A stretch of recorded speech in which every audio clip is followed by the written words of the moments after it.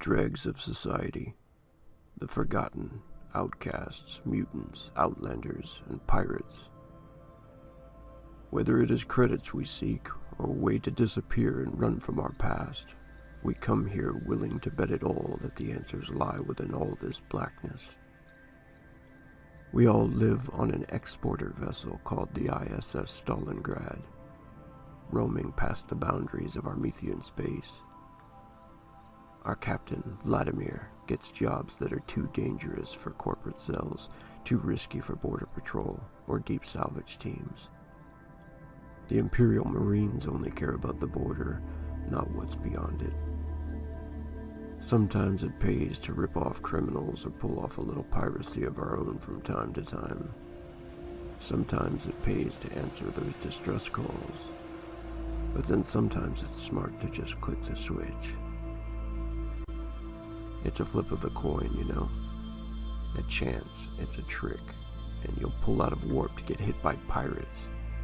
Cuthalans out of hive space, cyborgs from the Syndicate, or slavers ready to sell your flesh for a credit.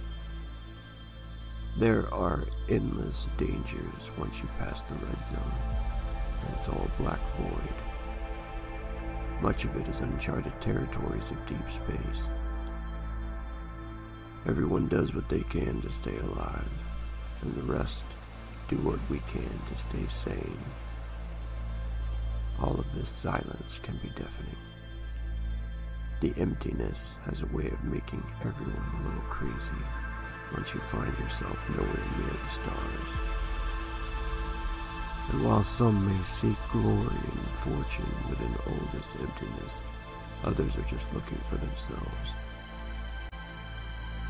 All I know is that out here, you eventually find exactly what you deserve. Let's start. It's starting. Right. Go. All right. I'm recording in 3.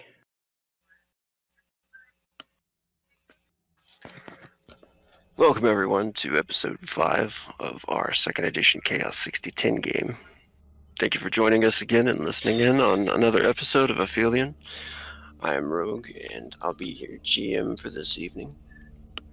I'm joined by Ghost, who is playing Captain Vlad, Maddie as B, the elf mutant mech runner.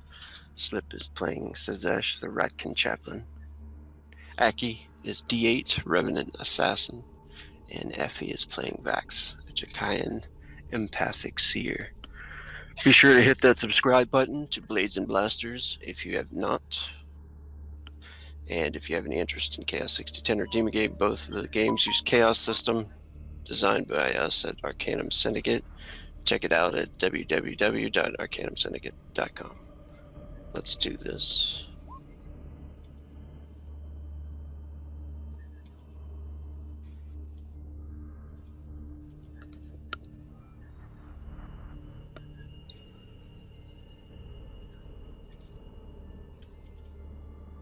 Can you guys see that all right?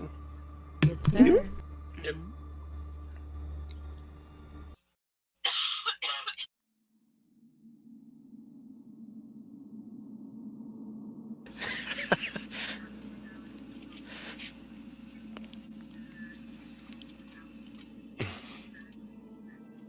Everybody see that hand out there? Yes, sir. The ship lingers in orbit, just out of the gravitational pull of Rogo 5.2. The silence outside is calming. Looking through the frigid windows of a dome-shaped portal, the camera visits Vax. The hooded, pale-skinned Devotion still sits amidst the cryovats of the vessel. It is a silent room, furthest from the constant noise of the engine and the roar of the fusion reaction mediated by the gammatite fuel rods. In this chamber, the view through the portal, the dome to the outside void, is stunning. You can look out into space while sitting amidst the cryo chamber and witness ageless nothing. There are 30 cryovats aboard the ISS Stalingrad, plenty to hold all of the passengers in a deep sleep if it is ever needed for a long-distance trek. In case it is needed, an emergency generator is activated to create life support for this chamber. It is a last-ditch effort for survival. Vax opens her dark almond-shaped orbs to think on what she had just witnessed in her precognitive ritual. She used an ancient rite that allowed her to witness the most plausible events of occurrence according to their position within the multiverse. The planes of existence and endless outcomes that are as infinite as the stars in the multiverse are chaos. Yet she was one of those who knew how to navigate them. To her, they were like books that she neatly organized upon an eternal shelf. The chaos of the multiverse made locating the proper outcome quite impossible, unless, of course, you knew how to read the runes that the stars provide for you. Such as the way of divination, an ancient method. Many races have their own methods and rituals that differ slightly, just as all races have their own forms of martial arts. The art is often ancient and sacred. Vax could stare into the void and see the runes made by the points of light, just like the constellations of old. Then she could move her slender fingers across the mental shelf of space-time in the pattern provided by those runes to locate the story that would be foretold. Like finding the proper book on the shelf, opening it to the correct page, and witnessing their current future. This one was concerning. There were people down there in the mines, many of them still alive. They all stood touching the crystal and lost in some strange state of stasis. She could feel their emotions so strong, thoughts bombarding and assaulting her empathic senses. Yet there were too many, and it became a jumbled wave of white noise and conversations that brought her from the vision. This crystal did not look as the others had, something crimson, a shimmering red, and a pink. A pulse within, not unlike the pulse she felt down there in the mines, looking into the darkness. There was a great deal of gamatite crystal down there in the mines, and it may quite possibly be worth millions even in its raw state. She needed to bring this to the captain. The mine was still alive, but those among it were trapped. As content as their emotions had felt, Vax could not shake her own feeling that they were in grave danger. Most of the crew have their own quarters. The lowest-ranking members of the crew reside in the barracks, bunks stacked too high, each with their own locker. The camera pans the ship, past the barracks, where soldiers check their weapons and jokingly argue at one another in Old Russian dialect of Savatin. Then, the camera pans to... Let's go to Sazesh, as she is checking over the body of Digger. And what is Sazesh doing right now? She's got her comms open, hoping to hear that some sort of update about what their current status is going to be. She is, checking on Digger's vitals. Is he conscious at all? You notice that he is starting to wake up, and his vitals have improved greatly since you've been helping him. She leans over him as he starts to stir into wakefulness, and shushes him for a minute if he tries to say anything. Wait. To concentrate. And after a moment, of looking at the readouts, she just nods, kind of with satisfaction. I think you are, as they say, out of the woods. You are lucky, boy. And you notice his eyes flicker a little bit, and he says, "My ship. Oh, where is my ship?" And kind of not knowing where he is currently, Your ship is nearby. Don't you worry. You are aboard Stalingrad. I am Doctor. And his eyes start to widen a bit. Oh, it is you. Oh, I still live. You saved me. Yes, our bee stabilize you, and when I return to ship, I see your straits are quite dire. It is a small miracle that you survive. I give thanks to Nimtat, who watches over all of us who dwell in shadow. She kind of pats his wrist. And he smiles and nods to you, or tries to as much as possible. He's still like in a little bit of pain, but we're going to pan over to the captain and see what he's up to at this moment.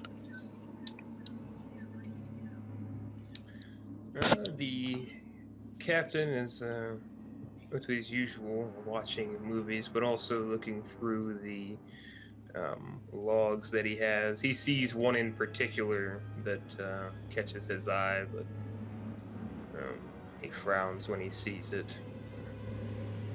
Puts it in a saved file folder and sees if there's been any kind of response from the contact he tried to make to the drug kingpin whose daughter he saved. There's actually no message yet in return. He scratches his chin. But otherwise, he starts getting prepared back for their journey down once the ship moves into position.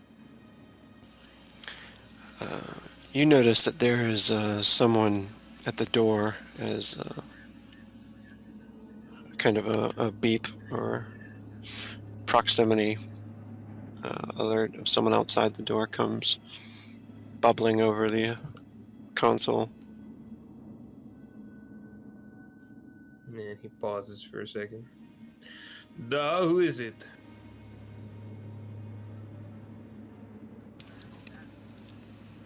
And Vax, you can come in here. If I may have a moment. Oh, Naya. Sure, come on in. Vax will enter into the quarters. She seems a little more stoic as she approaches and inclines her head a little bit before taking a moment to collect her words. If I may, suggest that we reconsider going back to the mines. I've had a vision, and in that vision I see profit.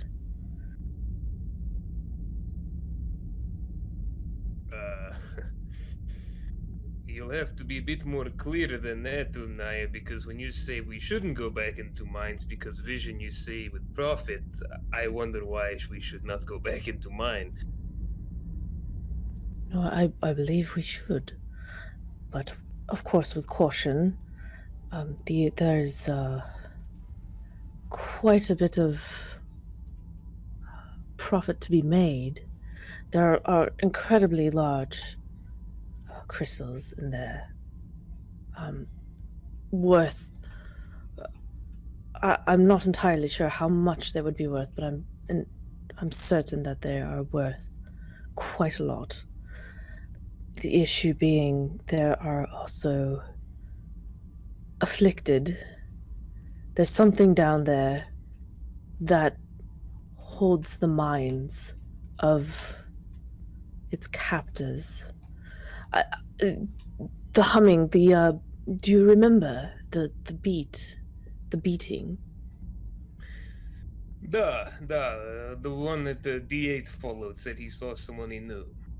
Yes, that I believe is a force that captures the mind. I'm not entirely sure what D8 encountered while under its hold, but it may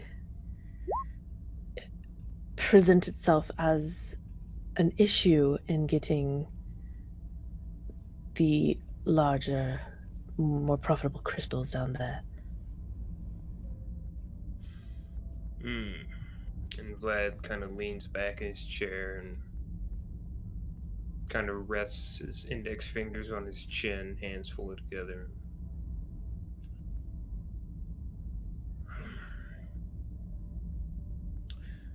Each mission present potential for danger, Umnaya, but let's think about this. Is this something you are familiar with before? Maybe encountered it? I know you have many powers of the mind that don't understand fully. Have you heard of something like this? Experienced it? She shakes her head slightly. That it sort of makes her chained veil jingle a little bit. I have not, but I may perhaps inquire into D8's experience, and I'm not sure what sort of precautions we may be able to take, but I do think that considering that we would be going back to complete the mission, we should consider some sort of mental precautions.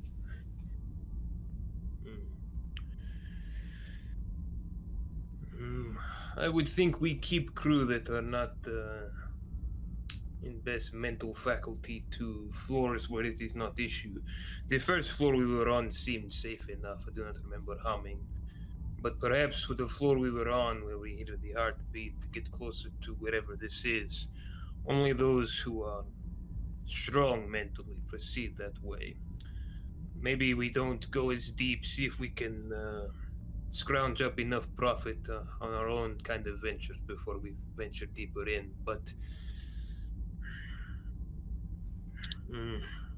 I don't want to put anyone at risk needlessly, but for the right reward, in this line of work, Unaya, we must be prepared to encounter such things as this. Of We'll have course. to consider risking it if the money is as great as you say it is. I do believe that this is a case that there's definite risk, but I do know that from my vision, there's the heartbeat, or whatever it may have been, was originating from a crystal of its own make. It was red and glowing. So perhaps if we kept an eye and an ear out, we heard the beating before I even saw it. And D8 already was afflicted by possibly that. So he at least knows of one location. But there are people who are captivated by it already down there. And I think they're suffering. Well, if it afflicts the mind, Umnaya, then I would ask you this. Perhaps you could communicate with it. Maybe we could try to resolve this without having to get violent. I would only see that being the only outcome if this thing is hostile, but maybe we can simply take what we need and leave it be. I don't know if I can communicate with it. I'm not sure of its sentience, Hmm. if at all, but I know something about it. I'm not sure if it's a heartbeat. I'm only saying that it is one because it sounds like one, but I could be just imposing some sort of personal sense to it. But I can attempt to. I know that even in my vision, I had issue understanding based on the cacophony of emotions there. Hmm. Well, if you feel comfortable giving it a try, then maybe we can get through this without having to break any crystals or whatever's going on down there. But I will make the crew aware. I will address it before we depart, and we will try to. I'll come up with a good plan. Try to keep people as safe as we can. Vax nods in agreement. I believe that would I will try my best. But having the crew understand fully what we may be up against may help.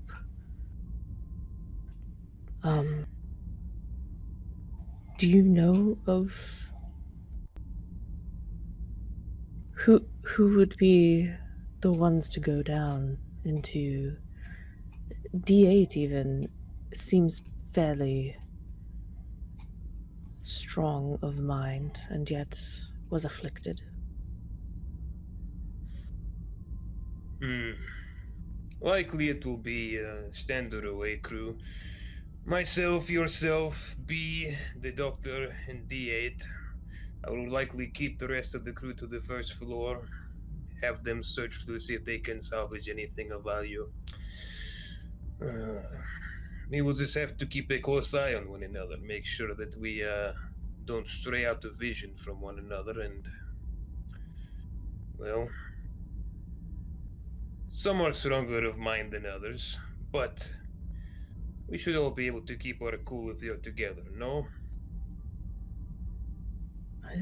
I suppose, strength in numbers, we can keep an eye out for each other.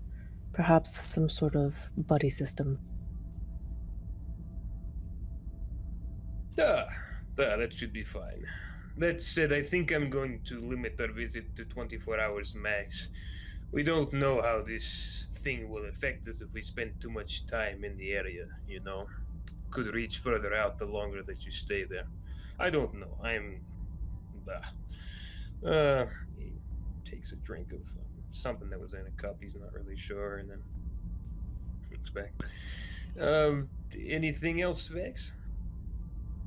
Perhaps we should consider some sort of possible escape plan should we all be afflicted. A failsafe. I think all of us leave and then shoot the sights from orbit. Only way to be safe.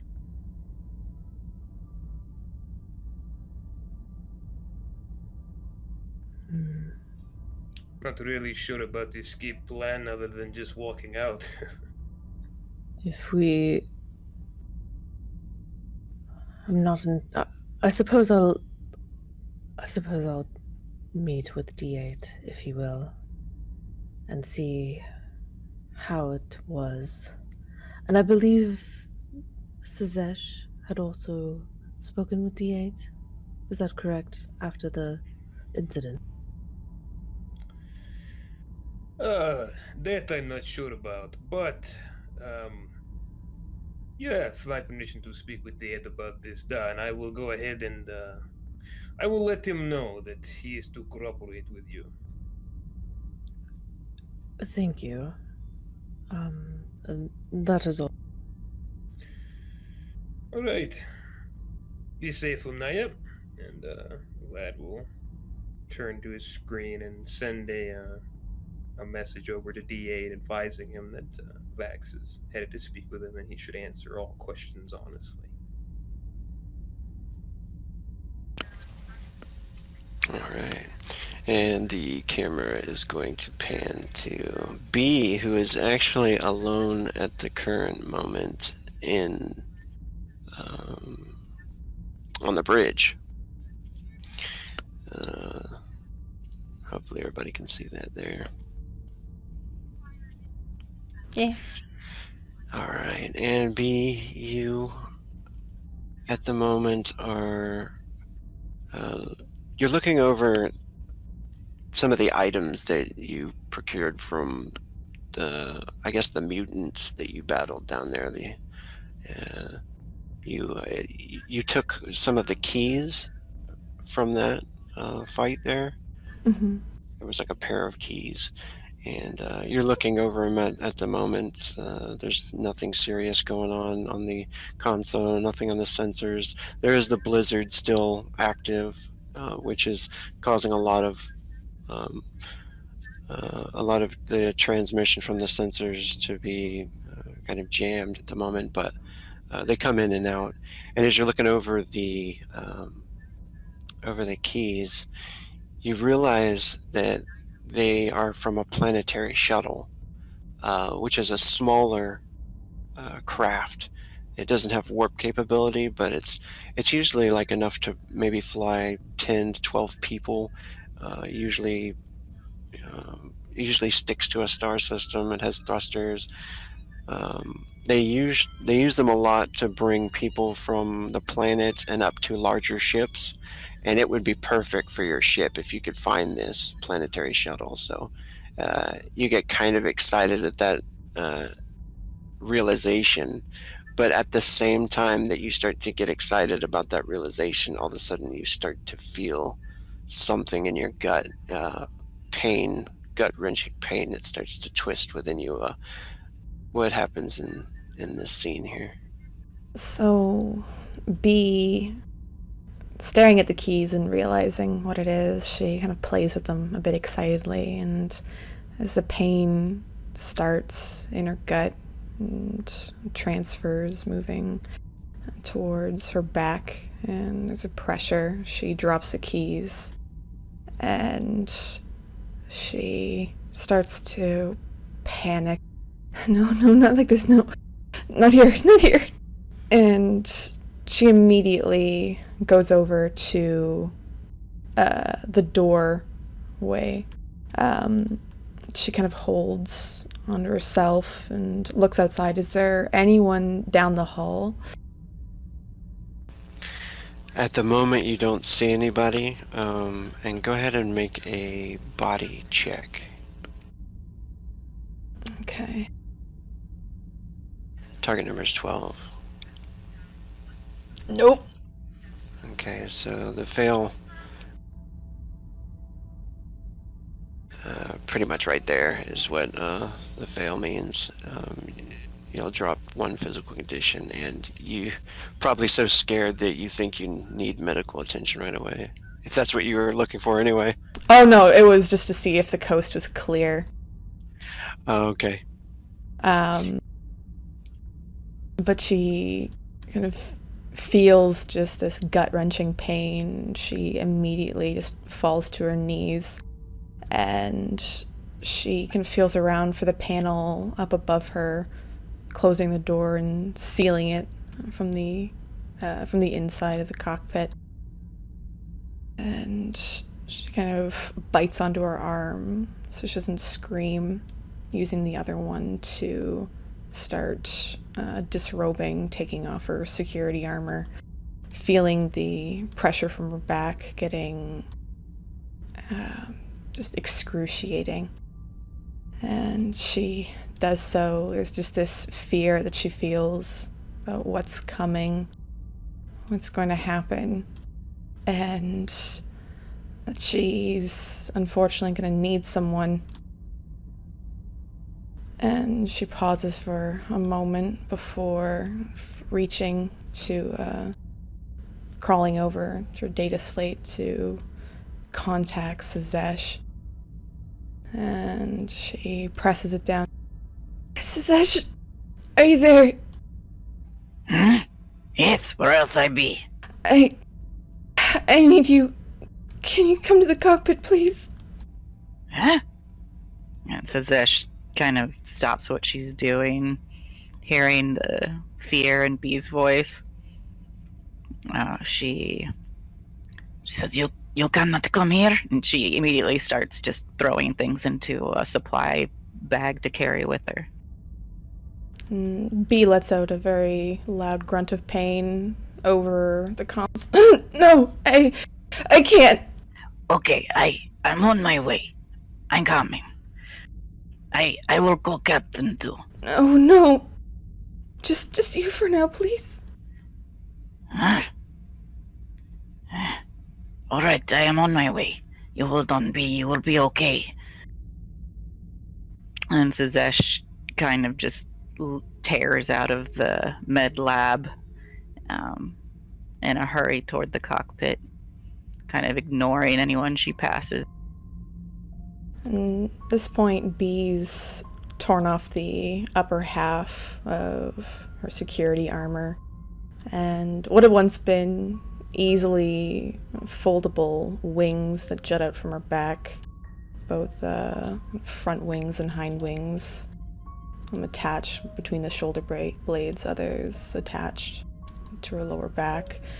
And as she screams out in pain, they grow larger, with on a black background with iridescent blues as the wings grow larger, jutting out from her back.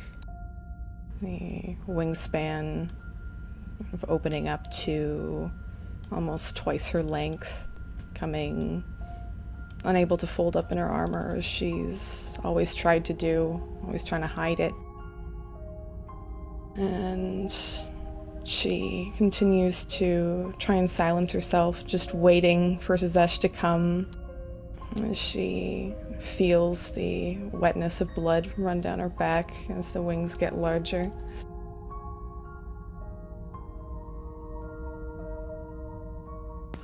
And it's not that far at all. You have to literally like turn one corner and then turn another before you're on the bridge, Sazesh. So Yeah, she, kind of pushes the door open with force, kind of helping it slide, and rushes in, looking around for Bee.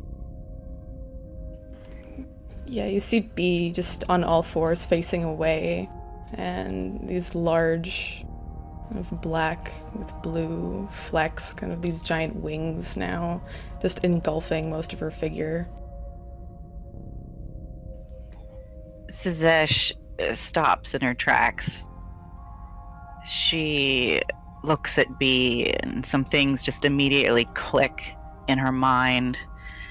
Bee avoiding her immunization and checkup appointments, over and over, and she now realizes maybe she had a reason, but she puts that aside and just rushes forward to her, walking around to look at her.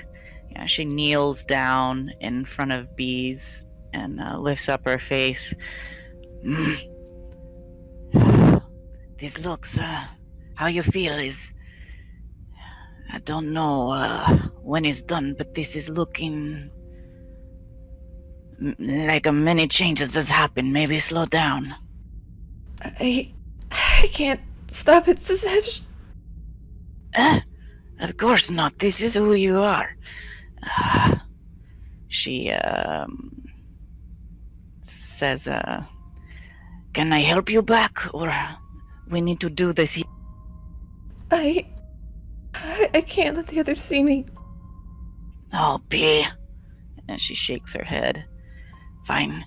And she walks over to the door to the cockpit, and she kind of presses the lock button on it, and then walks back. She spreads out, kind of a clean emergency tarp and nudges Bee back onto it. You are in great pain, yeah? Bee just nods her head as she looks up to Sazesh. There's just kind of fear and pains written on her face.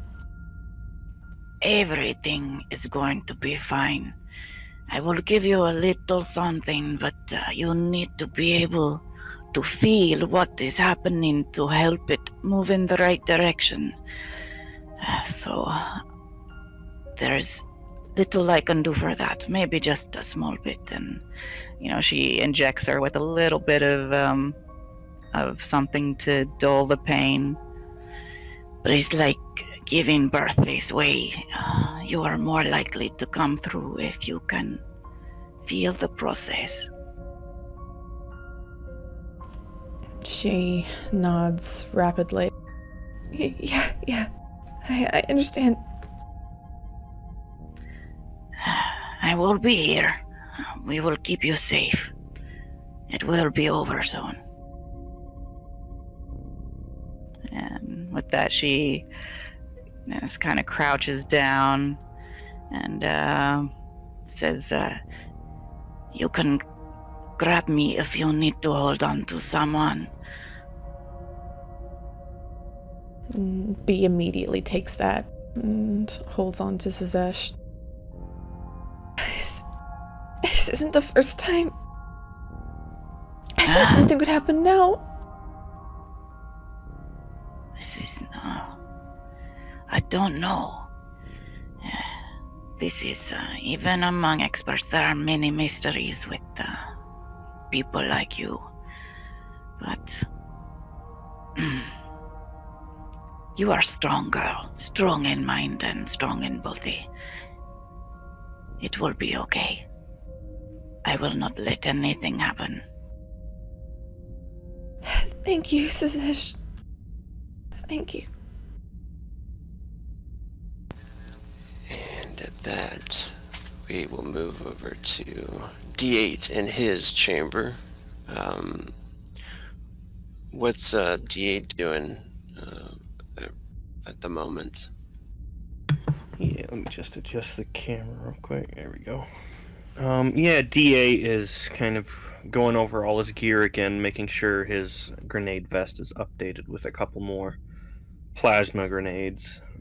Making sure, taking stock of every little thing before he finally sits down in his hammock and kind of sits for a moment, kind of calm and quiet, swaying back ever so slightly, kind of contemplating the situation they're all in, of what exactly is down there and whether he really wants to go back. By this point, he's calmed for the most part, his emotions back on and relatively under control. Oh, for fuck's sake. This whole thing's a mess, he mutters to himself. He pulls open his comms, see who's online, gets the message from Vlad. Oh, for fuck's sake. He then opens his comms to Vax. Hey, Vax, you there? Yes. Yeah, so Captain wants you to talk to me, right? Yes, could you open your door? Are you outside my door already? Conveniently. He flicks the switch from near his hammock, which sends the door hurtling open rather swiftly. Well, welcome to my abode, he says as he lays back in the hammock and swings from one side to the other, slowly, pushing it with one leg. She inclines her head respectfully as she enters, but keeps her distance to the door to kind of provide D8 space. Since he has his emotions back on, what is she kind of sensing with him? Definitely there's definitely a bit of anxiety there over what is not clear, but mostly curiosity as he kind of looks Vax over, and something not quite anxiety, but a blend of kind of curiosity and concern mixed in there as well. She she'll keep her stance at the door to keep space. As you know, we are venturing back to the mines eventually, and I've had a vision that correlates with the sort of heartbeat that we experienced. And as you had personal experience and encounter with something down there, I wanted to, without prying into anything too deep, get an understanding of what we are set to face should we return to that point in the mines. Would you be willing to advise? Oh, yeah, I don't mind at all. Just let me spill my guts, right? He kind of flicks the switch over near his hammock again, and the door slams shut. So, have a seat, come on. There's a good spot by the window on that pipe. He kind of motions over across from his hammock. She takes the seat and spreads out the fabric on her robe to smooth it out. As I said, I don't wish to pry too deeply into anything personal for you. We do still need to have an understanding of what you experienced. Yeah, listen, I'm not too concerned about, what I went through and all that. I saw a lady. She said my name, kind of muttered some stuff, started giggling, ran off, and I followed. I don't know why I followed. I was curious, right? I mean, who the fuck starts seeing someone like that all of a sudden, just out of nowhere? And also with all the people missing, I don't know. But one way or another, I just found myself heading down there.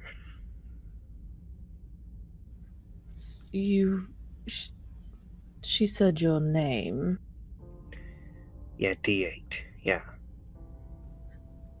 So, did you recognize her? How did she know your name?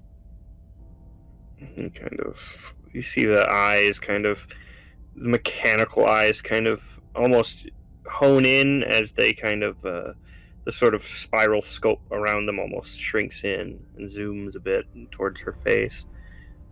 Listen, I don't know how she knows me.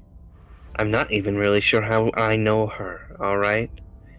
I just know it was some weird lady. I've probably seen her before, alright? And you definitely have the feeling of kind of this irritation, this frustration with the situation from him. Vax turns her gaze away from D8 as she's thinking, her eyes kind of scanning the floor, but not really looking at anything in particular. It's more like she's scanning her own thoughts and it's just the floor's there. So she is mulling over not only the emotions she's sensing from D8, but the information that he has provided. I see. The issue being, there's something down there. A red crystal that I'm not entirely sure if it's sentient, if it is alive, but it is controlling people. They're slaves to this thing, and it's possibly that it connects to the mind in some way, and it perhaps created a lure to you. So you think there's some kind of freaky fucking brain crystal down there, huh? Messing with my head or something? I believe so, yes. I don't entirely know for sure, but if you were seeing something that spoke to you, specifically to you... I'm pretty sure she's not down there. Why don't we just blow the thing up anyway? I've got plenty of plasma grenades. Incendiary. Frags. She winces a little. Well, There's quite a bit of profit down there, and we haven't gathered enough for us to complete this job. Now, Yeah, if so we were to go back down there fine. and collect the rather large crystals that would bring a considerable profit, then I'm sure once we're done collecting those, we could destroy whatever's down there if it is conducive. Well, that's what I mean. Why don't we just go down, blow up the bad crystal, take all the good crystals, kill the people, so they don't complain, and then come back, right? With all the loot. It would need to be localized, and I'm not entirely sure we can destroy the crystal. What do you mean? Well, we know nothing about it. If we get too close, will it control us all? You think it's gonna fuck with our heads worse? You said I- that's what's holding those people down there, right? Yes. When I had my vision, I saw many people afflicted. There were a lot of emotions, and I couldn't quite make out too terribly much, but I could tell they were in agony. As you're kind of talking about the fact that people are down there and are in agony and, the situation, there's something in his emotions that changed. And this has been, apparent since the subject changed from the woman. As it becomes a bit more relaxed, less irritated. Now there's this curiosity growing again. And then this kind of hint of inspiration, this impishness almost. This kind of joy and self-fulfilled cleverness almost. I've got an idea. And We that need is- someone to test the waters, right? To go see, how bad this big bad crystal is, right? And we just so happen to have two useless fucks that we have to now take care of on the ship that we also don't really need to take care of. Let's just throw the fucking mutie at it. Let's see what happens. I can see how that would be a conclusion, but unfortunately, you would have to go through quite a few crew members who would protest. Yeah, well, as far as I see it, we've got someone who's not doing anything that could be doing something. And do you think those crew members would rather go down themselves, or send one of their crew members that they're familiar with, or some random fucking mutie from a frozen hellhole? I'm fairly certain at least one of them would volunteer themselves instead of them. Doesn't make them clever, does it? Well, I'm still putting the idea forward. Besides, all we have to do is, we could, tie a rope to his leg or something and drag him out, if he, goes crazy or something. Put a camera on him, too. The plan for now is that since I can communicate telepathically, I could perhaps attempt such a feat with whatever this may be, if it is sentient at all. So, you're telling me there's a creepy glowing crystal in the bottom of an abandoned mine that all the people are gathered around touching and in terrible agony in their brain space or whatever, and your first idea, rather than sending a fucking, a tester in to see how it works, is to shove your brain against it and see how they feel? D8, it is not... This comes from the captain. Yeah, well, put my idea towards the captain, right? When you talk to him, because honestly, I think it's a better idea than, you connecting your brain with the weird, gross crystal. Well, Perhaps that is something you can broach. Oh, I but will.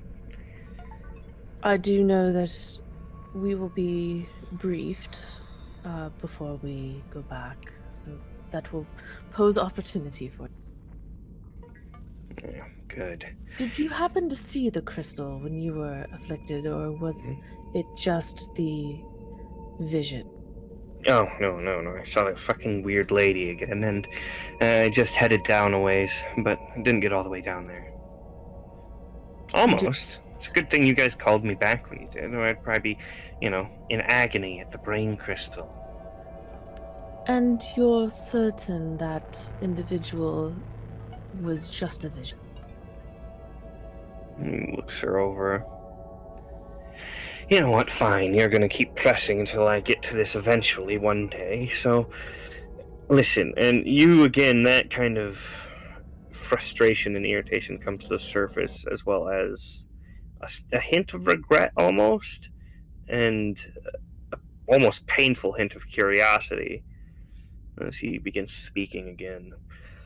Listen, right, you know how revenants work, don't you? We die, someone takes our bits, attaches a bunch of metal to them, replaces what needs to be replaced. Mostly metal, to be honest, and wires and electricity and all the other shit. And then they take the body and it becomes something new. A new person, right? Completely new. But see, sometimes it's like updating a computer, and some of the old programming gets stuck in there, right? It's like taking old parts and, somehow there's a virus on it or something like that. Well, sometimes we have this kind of issue, right? Memories from whoever fucking died that was used as parts to make us, right? Stick around here and there, pop up at random. I don't know who she is. I just know that whoever, this body used to belong to, well, it used to be someone he knew, probably. Don't know how. Vax straightens up in where she sits, her expression curious as she's listening, and then nods slowly. That is... You don't need to go into any further detail, but that does aid in understanding what we're up against. I did not mean to pry, I just wanted to ensure that we had all the correct information, because if it was not a vision, that would also be important to note. But as it was perhaps something that was buried deep within the recesses of your brain, then that is something that is of note. Yeah, well, maybe not so deep. That one and some kid are the ones that come up most often. You can feel the irritation at this point is growing quite immense. And then there's this sudden shift as it all kind of fades back down again as it reaches that crescendo and then just drops like a rock into the sea. And his demeanor shifts. He's still hanging in a hammock, shifting with his leg here and there, swaying ever so slightly side to side. But something about it all just mellows out. Don't know quite who they are, right? A kid, this woman, they seem to know him, he knows them. I don't know. Something to do with... I don't know. I can't tell if he's running with them, they're running from him, there's a kid screaming. It's a lot of weird stuff, and I don't remember all of it. It doesn't make sense, so...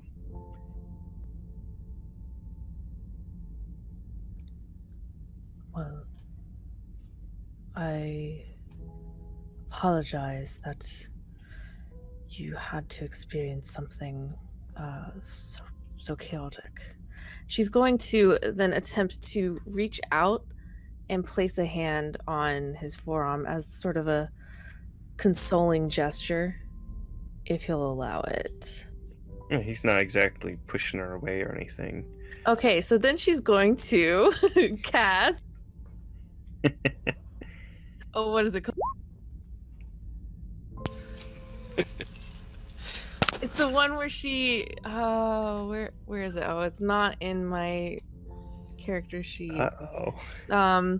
Where she can read. Let's see. Maybe it's. Is it visions? It's not visions, is it? No, it's not. Like recognition, I believe. I think I might know what you mean. To see what he experienced. Yes, she's going to attempt to see if she can recall that experience. So she can get the real feelings because she knows he's not being forthright. She might even be able to. I mean, it depends. I don't know if she'd be able to reach further back and actually see the person before D8. Yeah, Retrocognition. because I'm actually curious too, because I never really read any backstory about them. Yeah, And, there wasn't much. That's the whole thing, is because I kept it very vague because he doesn't really genuinely remember much. It's meant to like kind of come up as through play, so he's not really sure all this different stuff. He just knows there's a lady and a kid, and they're somehow really tightly related to whoever he used to be. Okay, so Vax, go ahead and make a willpower check. The higher the better. And, Fingers crossed. And D8, you can go ahead and give her the information. Give her at least a little bit. Do you have anything that can boost that at all, or I don't think so. I don't think so. Did you add your verendum? What's that? Does she have a verendum? I don't know that verendum adds to willpower checks. I think it's just. Oh, it's a willpower check. Yeah. I thought it was a spell though. Is it just? Let me see. If it's a spell, it just goes off because there's not really a threat of it. It is going to work. You make a willpower check to gain more information. Oh, I see. Okay. The higher the check is, the more information she gets. But you can at least give her some, whatever is cool with me. Just a little bit, yeah. Yeah, so as you kind of gaze through the past of D8, or, it kind of floods back through. Is there something specific you're looking for, or is this kind of just general, like flashbacks, all like a photo slide? Yeah, she's not really sure what she's looking for, but she is looking for particularly the experience that he had in that moment. Oh, in the mines. Yes, she's looking for the experience in the mines. Yeah, you see him, kind of watching everybody else working, and after moving those boxes, kind of setting aside to scope it out, and that sense of curiosity overwhelming him. He can't just can't help himself. You would know from a little bit of experience that he can be a little bit gullible at times as well. And very wanton as well. So he, goes off to see what it is while the others are all distracted. You see the woman, step forward, and D8, is that what they call you now, start giggling and walking off as the curiosity just completely overwhelms him as he heads off.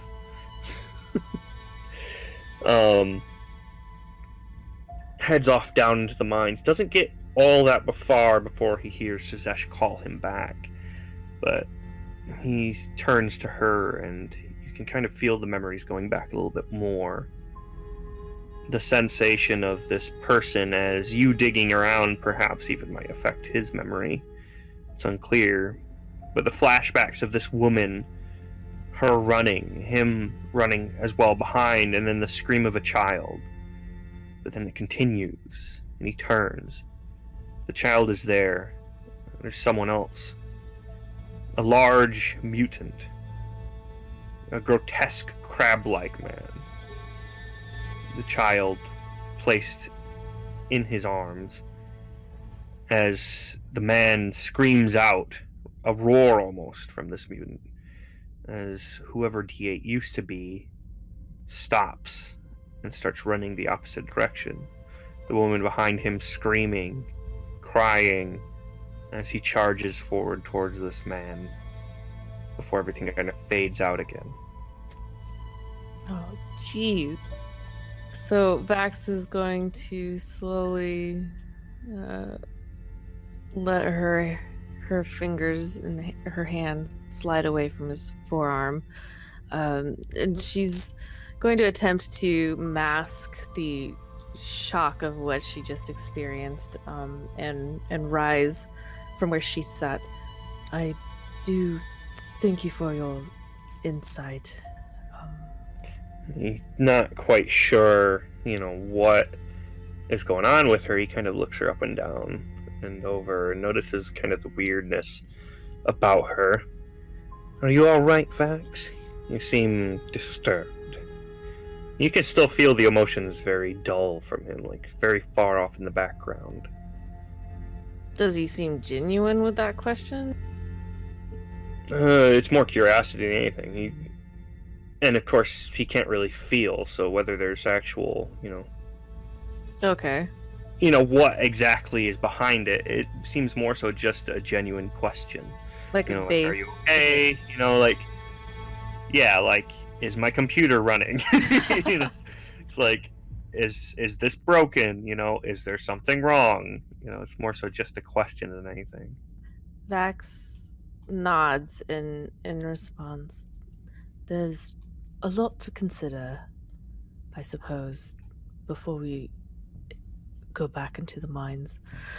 I suppose I will do more meditation.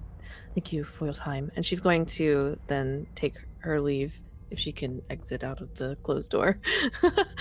Is it like locked? Like Yeah. He basically has like a kind of like a what's the word for it? Like an emergency switch, like a dead man's lock from inside. So if anything ever happens, like something gets on the ship, it auto closes and seals from the inside quite well. Okay, so she's in there.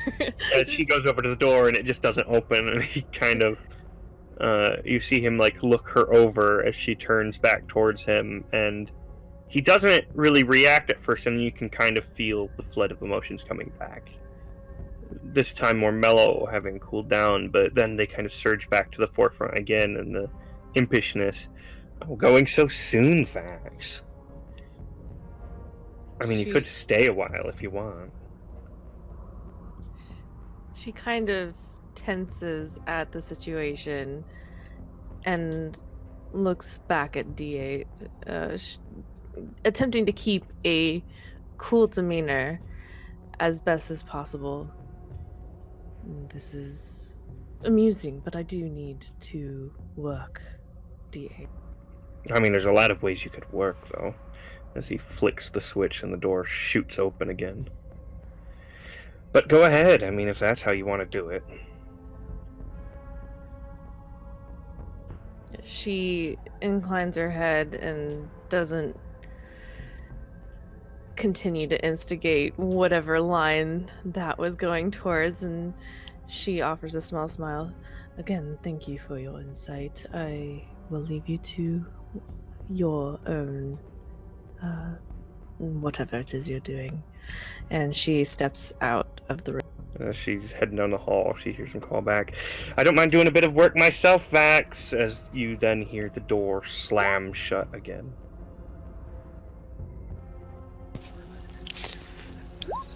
Alright, and the camera then pans back to B and Sazesh. B, can you make another body check? Sure.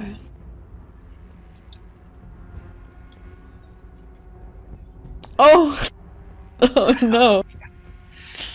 So, yeah, she's pretty bad off at the moment, and Sazesh, you might have to give her some more pain medication if she's going to be able to operate at all. But she drops down one more physical point, unless you want to just fight it. And actually, Captain Vlad is on his way there. So go ahead and how's this scene play out? Sazesh is reading B's vitals, sometimes just by the old-fashioned way, hand to the pulse on her wrist, feeling it, get dangerously fast at times, and almost feeling like her strength pouring out of her. She says, B, I think maybe you need a little bit of help here. You just stay strong. And she gets out another small dose of some sort of tranquilizer. Maybe if I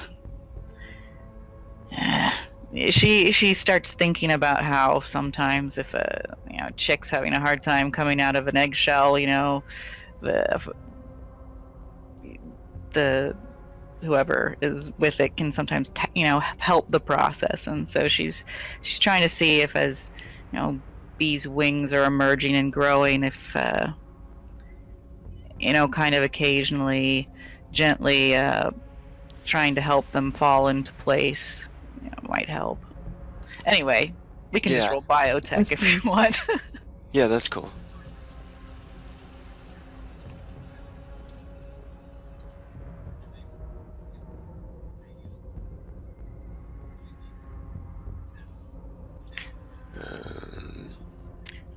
My biotech's not on there. Oh. Okay. Interesting. It's not in your skills there. Oh, I see it. On the skill list? I see biology. Oh, there it is. Sorry. I should put them in alphabetical order. Yeah. Oh my god. She hooks you up. I have this recent experience with the other mutant. She's got all those theories and experience from that fresh in her mind as she's doing what she can to be comfortable and help her along, and knowing to maybe push fluids or just help the pain a little bit. And Captain, are you just walking in, or are you going to The door is locked. Oh, it is, yeah. So the captain arrives at the door that's locked. Pretty much just as B as you're finally she's helping you through this and everything, and you're able to stand upright and all that. B stands upright and still she's holding under her chest, covering herself a bit. I think it's almost done. Oh. What does she look like now? She's got the same kind of body there, but it's just very like a large wingspan, basically. I'd say 12, 13 feet across. Basically, she has kind of front wings and hind wings that kind of flutter a bit, and just kind of idly and very lazily. Yeah, it's huge. It's gotta support her. But yeah, they're more kind of like they just had formed almost, at least at the base, and they seem to be kind of finally drying out as she kind of stands there holding kind of onto herself, and she kind of see them flap very lazily around, and she looks back and you see that fear kind of still on her face. This isn't good. This isn't good. Sazesh just takes a step back and watches as her wings lengthen and start to move in a natural fashion, in a natural rhythm, and she smiles toothily. B, it is very good. You are beautiful. Bam, bam, bam. You hear a knock at the door. Sazesh looks over at B kind of questioningly. B jumps, and she quickly puts on as much as she can of the armor, but before she kind of rips holes into the back, and just kind of holds it up to herself. Who is it? Who the fuck do you think it is? It's me. What's going on in there? I'm supposed to be heading down. We're on schedule. Come on, Kukla, why the fuck is door locked? How am I locked out of cockpit on my own ship? It's not mutiny, is it? Suspicious. We are having private conversation. Huh? Yes. Get your ass back into your room and watch a movie. I will tell you when we are done. I cannot believe this. Locked out of own cockpit on ship. Aye, the women. Sazesh kind of takes her finger off the intercom, so Vlad's not hearing them, and says in a kind of low voice, There is no keeping the secret, B. I know. I am sad that you did not come to me before this. If I had not had my comms open, if I not get to you in time, if something happens, you may not have come through this. This is why I am here, to keep you healthy, to keep you safe. I might have come out of it. It's... Like I said, it's happened before. It's not the first time. But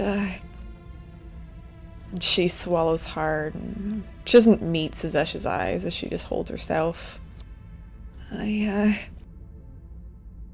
Last time something like this happened, and the crew that I was with found out, they basically tried to, give me back. Back to somebody like this Syntech, yes? It is Syntech. Fucking Syntech. she looks down at her holster. Make a good gun, though. B. That is terrible. What happened to this other crew? What do you mean? They still alive? Where can I find them? What do you mean? I will make them pay for what they did to you, B. You are... you, Vlad, the Edvax, and even the urine, and you... I don't know all their names, but you are all my family, and I will not let someone hurt you like this. I grew up with it. I know the general location of where it was held before. Trying to raise enough money to buy myself and my sister out. You have a sister, yes. This we must do. We will do this together, there is no question. And she kind of moves forward and puts a hand on her arm, looking at the wings that are kind of, there's no way to really hide them in the suit, obviously. I think maybe this is like a bandage you must rip off fast. You don't think Vlad would ever turn on you, do you? I've been mistaken before, but it's not really Vlad that I'm worried about. I see. You mean the 8. Yes. I understand your concern. He is a confused boy, but don't worry about him. When he is brave enough to face who he is, he would not hurt you either. She kind of sits and ponders for a second, It may be that you are the key. To what? She smiles. 38 to realize he needs to know himself better. But don't you worry. First we talk to Vlad. If Vlad thinks 38 will be a problem, we will find a way. We will not let anyone hurt you. B smiles and she leans over and gives Sazesh a very tight hug. Thank you. You, don't know what this means to me, Sazesh. I don't know. Family is everything, so maybe I do know what it means, eh? Maybe, do you mind helping me, tear holes in this armor? I kinda can't get it on anymore. Yes, I will. Not the right tool bag, but I think we can make do. And she'll do what she can to adjust it. We take this back and do a better job later, yeah? Of course. You should tell Vlad, though. Yeah, there is no keeping secret. I will call him. And she gets on the comm to the captain. Yeah, you notice as you get onto the comm, Sergei is actually walking up to Captain as well. Captain, are we leaving? I don't know. I just come to see what my pilot doing, and they tell me to fuck off. Room is locked. What? I know, right? I was about to see if you needed me on the navigational console. It was fun last time. What? Oh, yes, you were in there, weren't you? Yes, sure, whenever they are done having girl talk. But I don't understand women, I'll tell you. Oh, no. Are you sure they're just talking? Should we go listen? And he kind of scratches his chin. No. If it were not crew, then yes, but it was Sazesh and B. Are you into that sort of thing? I mean, I've seen videos sometimes, but never mind that. Secret weird, Sergey.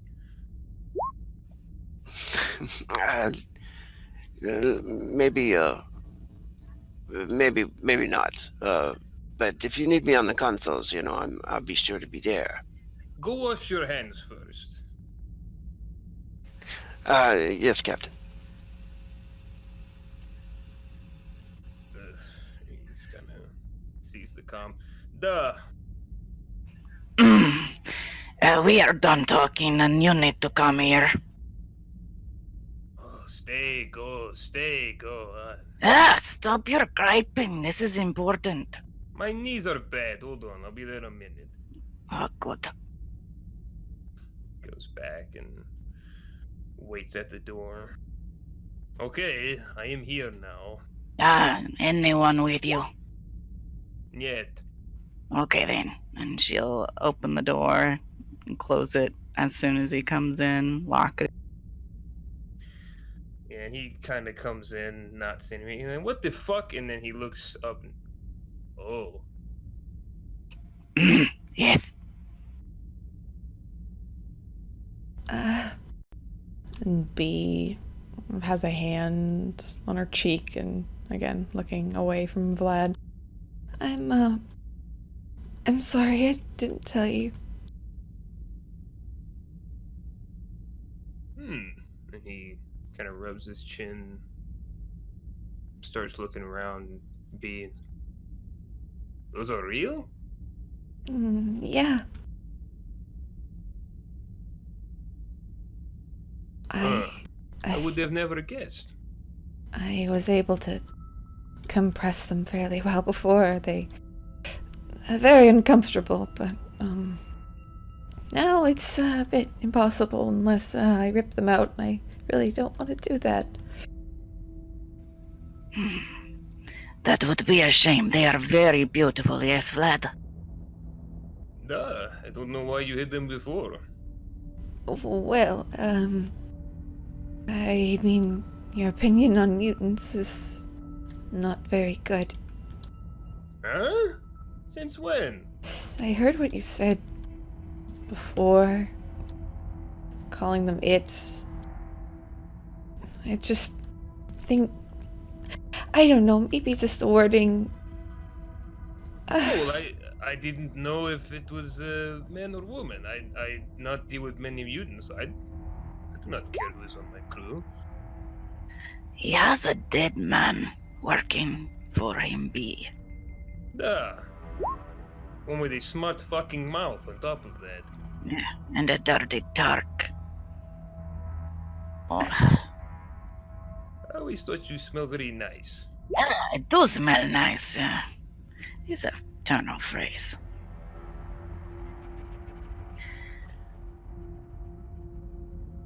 B, I am definitely not the best at calling things as they are sometimes, but I definitely not have problem with mutant on my ship.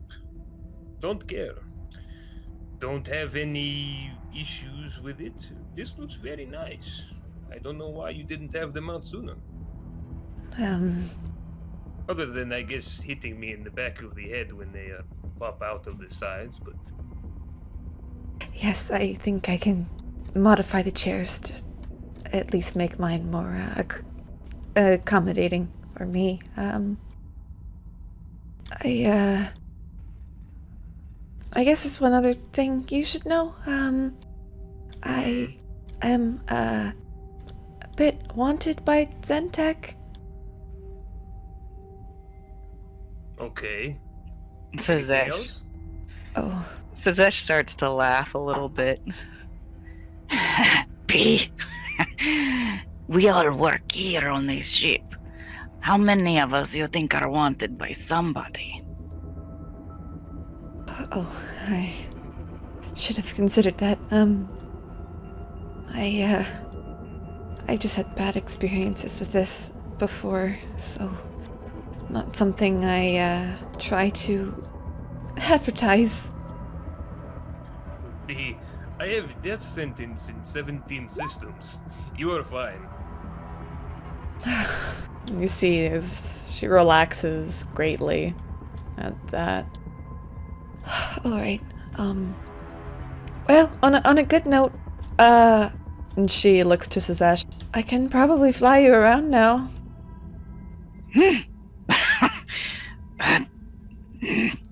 Well, you are a good pilot, B, but maybe practice for a while first. Oh, I had a bit of practice before. Well, more gliding than anything, but I'm sure it's similar. This will be something to see. This is not something that she can hide from crew anymore, Vlad, so I will leave it to you on how this should be handled. I think she is stable and healthy, though. She comes out of this like, what they say, like a rock star. Very good. And now you party like Rockstar, yes. Anyway, as far as introducing this to crew, I think we make it normal as possible. I'm going to speak with crew about the plan that we have for approaching this mine. Vax gave me interesting information. I figured it out, but we do it then. We try not to look surprised when we come down, and then if people have questions about it that I can't answer or don't know about, maybe you handle it, B, or Doctor, if I don't know. Maybe we just show crew wings and let them decide for themselves, huh? Oh, okay. Yes. Let's not treat this like some sort of bad news. Happy surprise instead. Duh. All right. And he kind of claps his hands together. Are you still okay to fly ship down? You need me to get Sergey to do it? Or? Oh, I can fly it down. Though maybe Sergey on navigations would be good. Good. I will stay. Conversation with Sergey. What? Not bad, but creepy. What do you mean? Yeah, forget about it. Oh, Men talk. Locker room. oh, okay. Door opens up. Sergey walks in. Hi, Captain. Reporting for duty.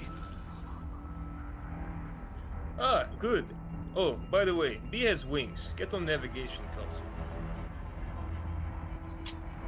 And he says, hi. And he doesn't even look over at first until he gets over there, and it kind of hits him, and he looks over at B for a minute, and his mouth opens up. Oh. She What just the- waves. What happened? What Oh, happened to you? Mutation. Advancement. Oh, that's what was going on with the door closed. Yes, what did you...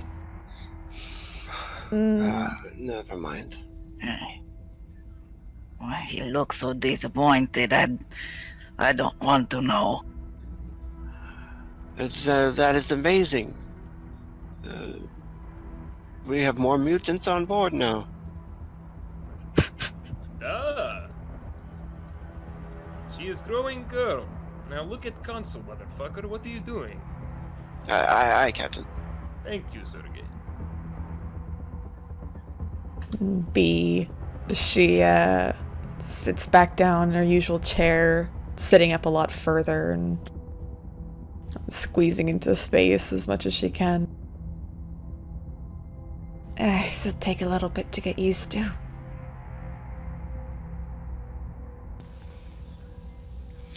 Are you guys going to have the meeting here, or you want to call everybody in here?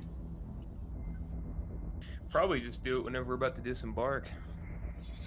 Okay. Don't give anybody a chance to be like, whoa, what's going on? All right. So we'll go ahead if that's good for everybody else. We'll go ahead and do that scene then.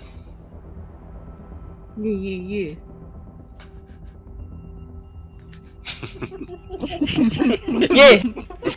Yeah! Yeah! Oh, really guy, huh? Bruh. Okay. Yeah. Okay. The camera pans to the meeting room.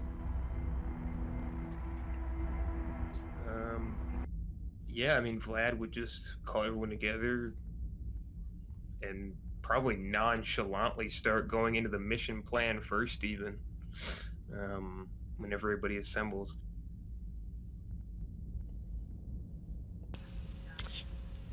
Yeah. How does this play out? Because she's got her wings out, right? She's Yeah. just doing that. So I assume they're there first. DH's usually probably the last one to show up whenever they're called for anything, so I imagine Vax will be there first.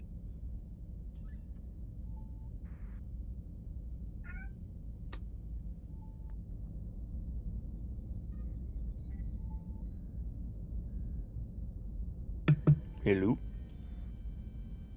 Okay. Oh. Hi.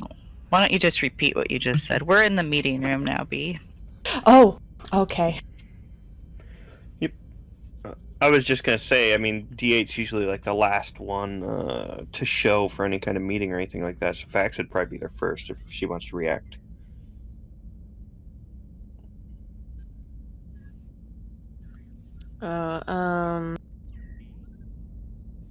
She just has her wings out, pretty much. Okay. Yeah. Yeah. All right. I get what you're saying. Now it's registered. So Vax enters into the meeting area, and at first she doesn't really. I guess since the I'm assuming the wings are at like a rested position, it kind of. Yeah, Look- more closed up in the back at this point. Yeah. Okay. So she'll enter in, and it wouldn't really cause much of a second glance, and it wouldn't be until she just gets into position and greets everyone that she starts to like understand there's something different. But she doesn't really pose any sort of inquiry to it. But she does try to read the room emotion wise. What is everybody feeling? B feels. She doesn't seem as, I guess, angry or nervous as she was before. But there's more of an awkwardness about her. She kind of stands there, shuffling her feet a bit. Sazesh maybe feels, you'd probably sense like a sense of like protectiveness, but also almost excitement. Like she's kind of excited about whatever she's thinking about. Okay. And is Vlad there? Yes. Vlad is pretty relaxed, a little bit of edge to him. You get the sense he's feeling a bit in charge, maybe commanding type of aura, but it's Vlad. You probably have a pretty good sense of how Vlad usually is. Okay. She'll stand amongst her comrades and and I guess initiate small talk. How has everyone's day been? Good. Went to, and she counts on her hands for a moment. Third puberty?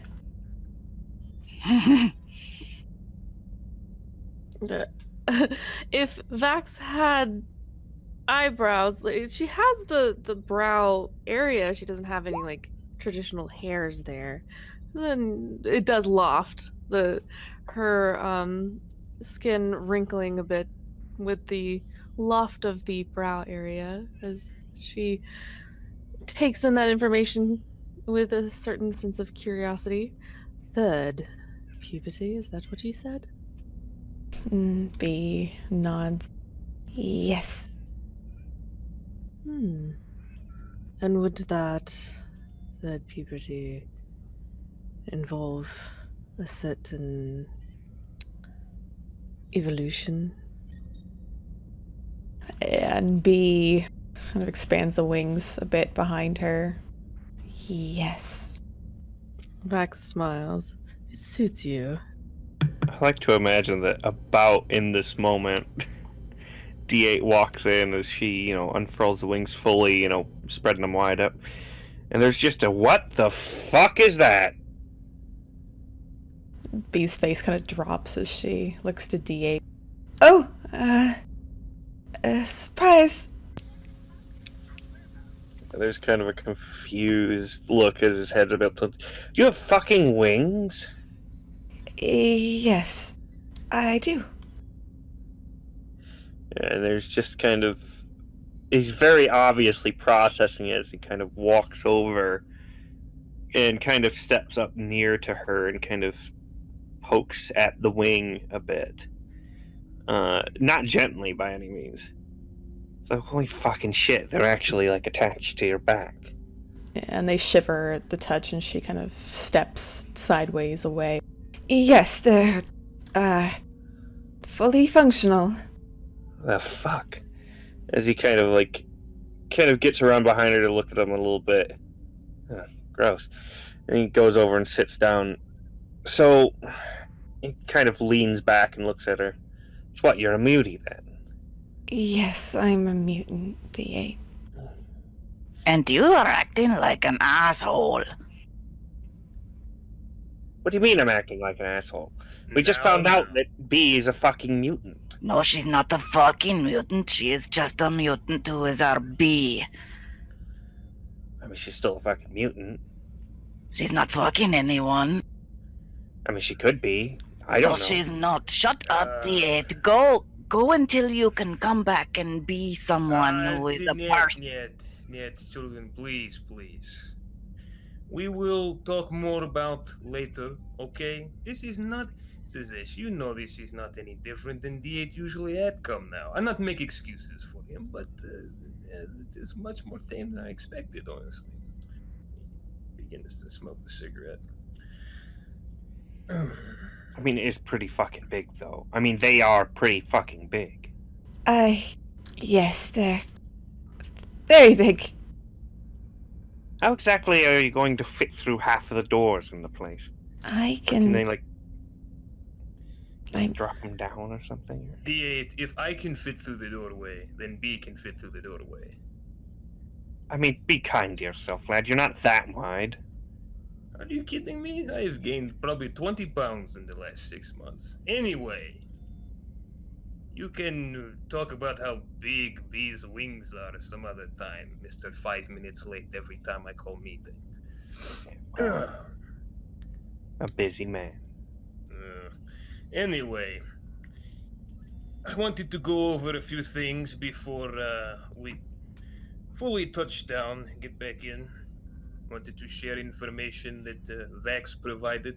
I think Vax can say it with a bit more understanding of it than I can. So Vax, if you will relate to crew what you told me earlier today.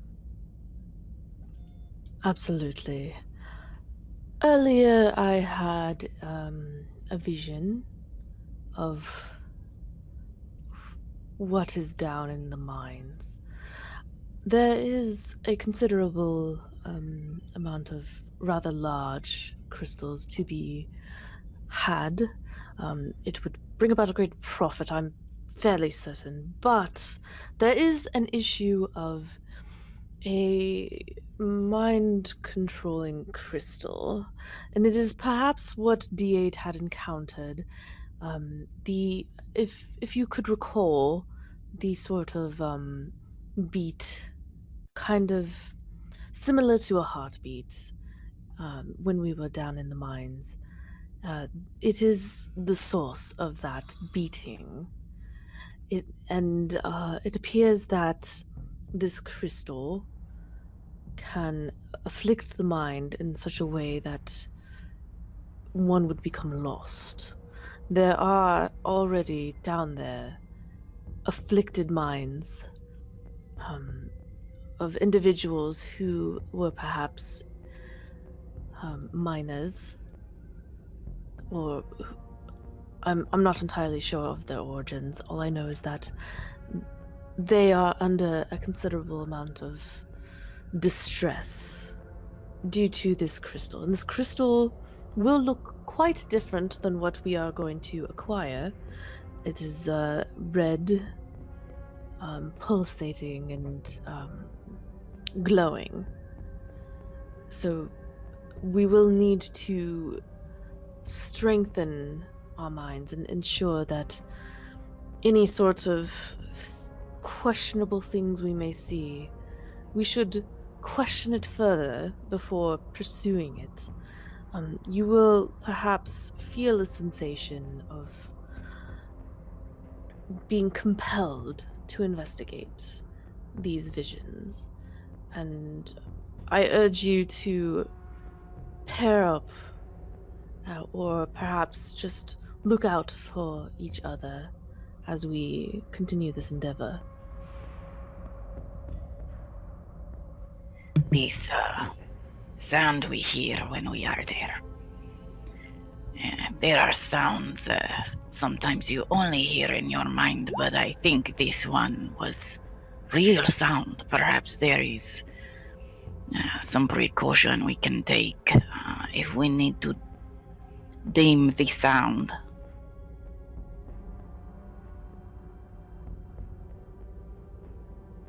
Yeah. Oh, go ahead. Oh, Vax will consider that for a second, her head nodding just ever so slightly. That is something that we do need to consider. Whatever you can possibly do, even if you just say to someone, I think I see something, and if that other person does not see what you see, then perhaps we can try to resist whatever compulsion may come from it. D8 kind of raises a hand and speaks up. You know, I have an idea. You know, just putting it out there, right? We could all walk into this, you know, flagrant, you know, brain crystal trap or whatever it is. Or perhaps we could test the waters, right? We have a pretty good way of doing that. How?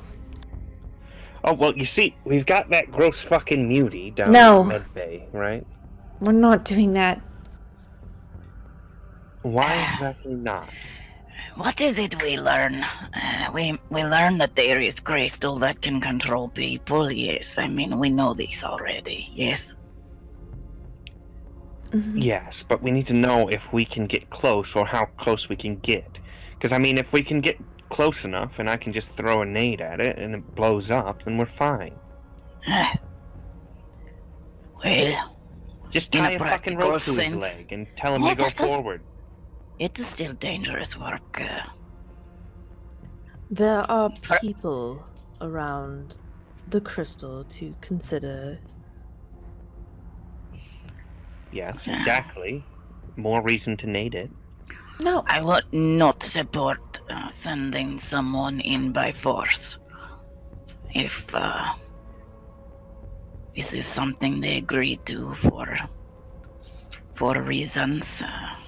There we go. So just tell him, you know, he owes us a lot, and, you know, it'd be a great help if you could... No walk on it. manipulation. No manipulation. It's not manipulation, Just ask. fair trade, right? Eh, I mean, how much would he be worth sold, anyway? We're not selling him.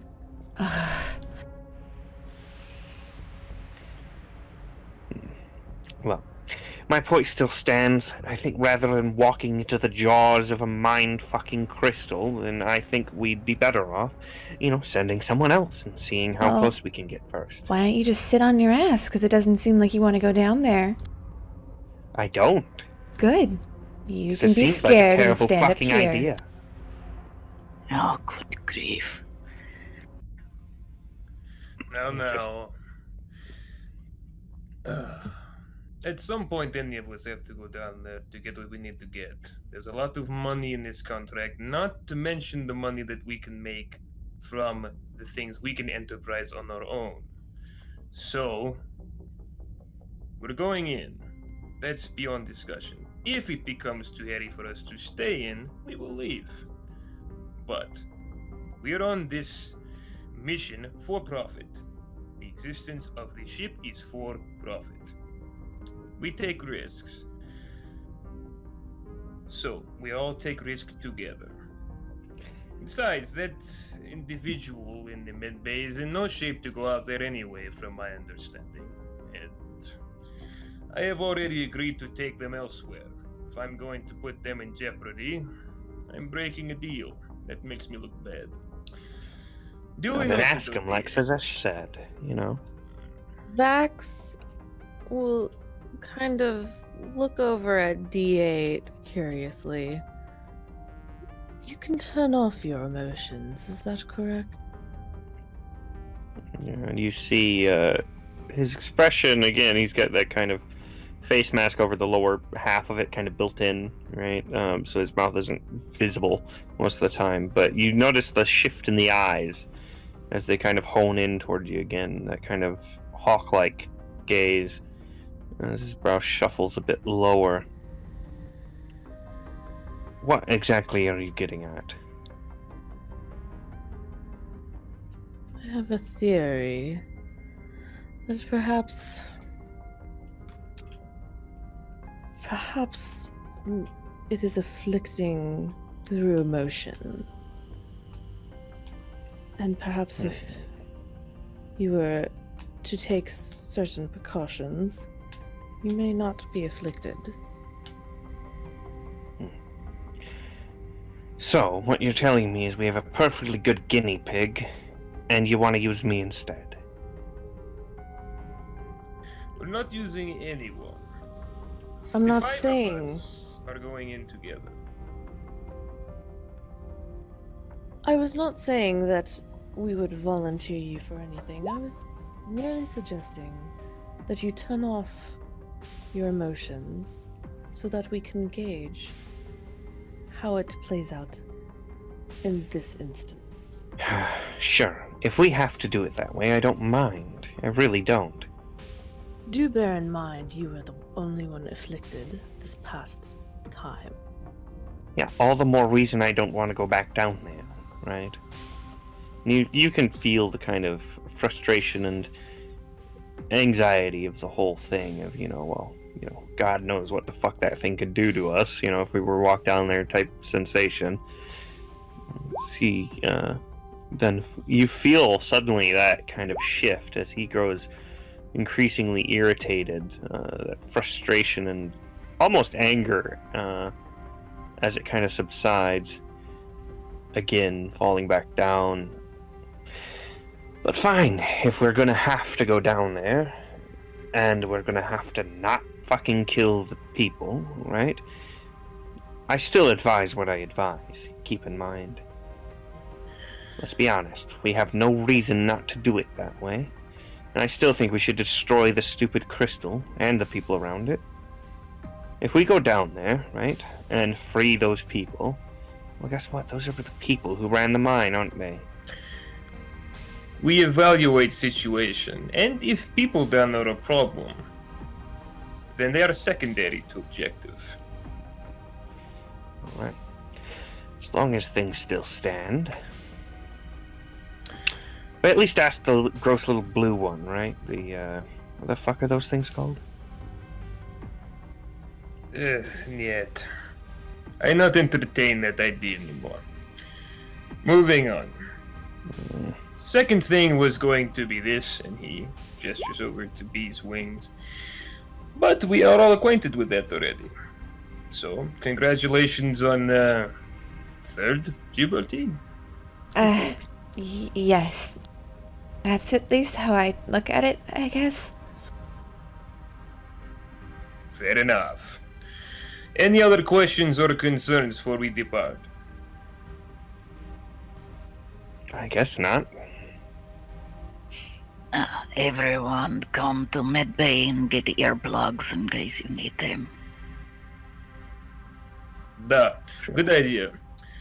Also, first floor will be handled by extra crew. We'll have them scour for things we can use, sell, recover, things like that. Beyond that, rest of it is up to us. We'll be going where the difficulty is.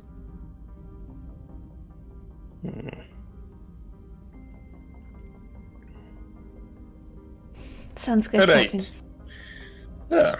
All right. Dismissed.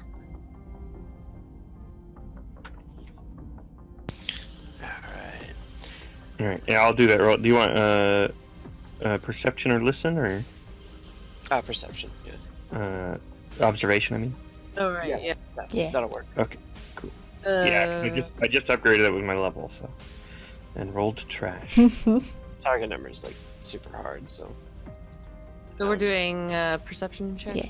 Yeah. Ew. Oof. Just curious. Anyway, anything you guys are going to be doing that needs to be noted before going down? Let me see. What kind of explosives have I have? I just need to make sure. No, yeah, I'm pretty any much other not. scenes really that need to be? Not a scene, but I do want to know, would Vax be able to do some research beforehand to see if she can find anything over like the internet, I guess, on like red crystals with mind powers, like any sort of like crazy Google it. conspiracy people? Yeah. Yeah, go ahead and do a research roll. I mean, it won't take you guys long to get there, but so you have like a brief moment to try to like do a quick search. Red crystals in Google. Right. So everything that you come up with is all just has to do with like Reiki and crystals and actual magic properties of crystals and stuff like that. Nothing comes up about what you're looking for at all. Vax is then going to take her magic 8-ball and look at it and go, "I'll be fucked." And she'll give it a shake and look at the result. Hey. Hey. She'll set it down next to her little data pad and go about her business. Ready? You get a strange sense of relief at that, and I'm gonna go ahead and bring you guys over to the next scene.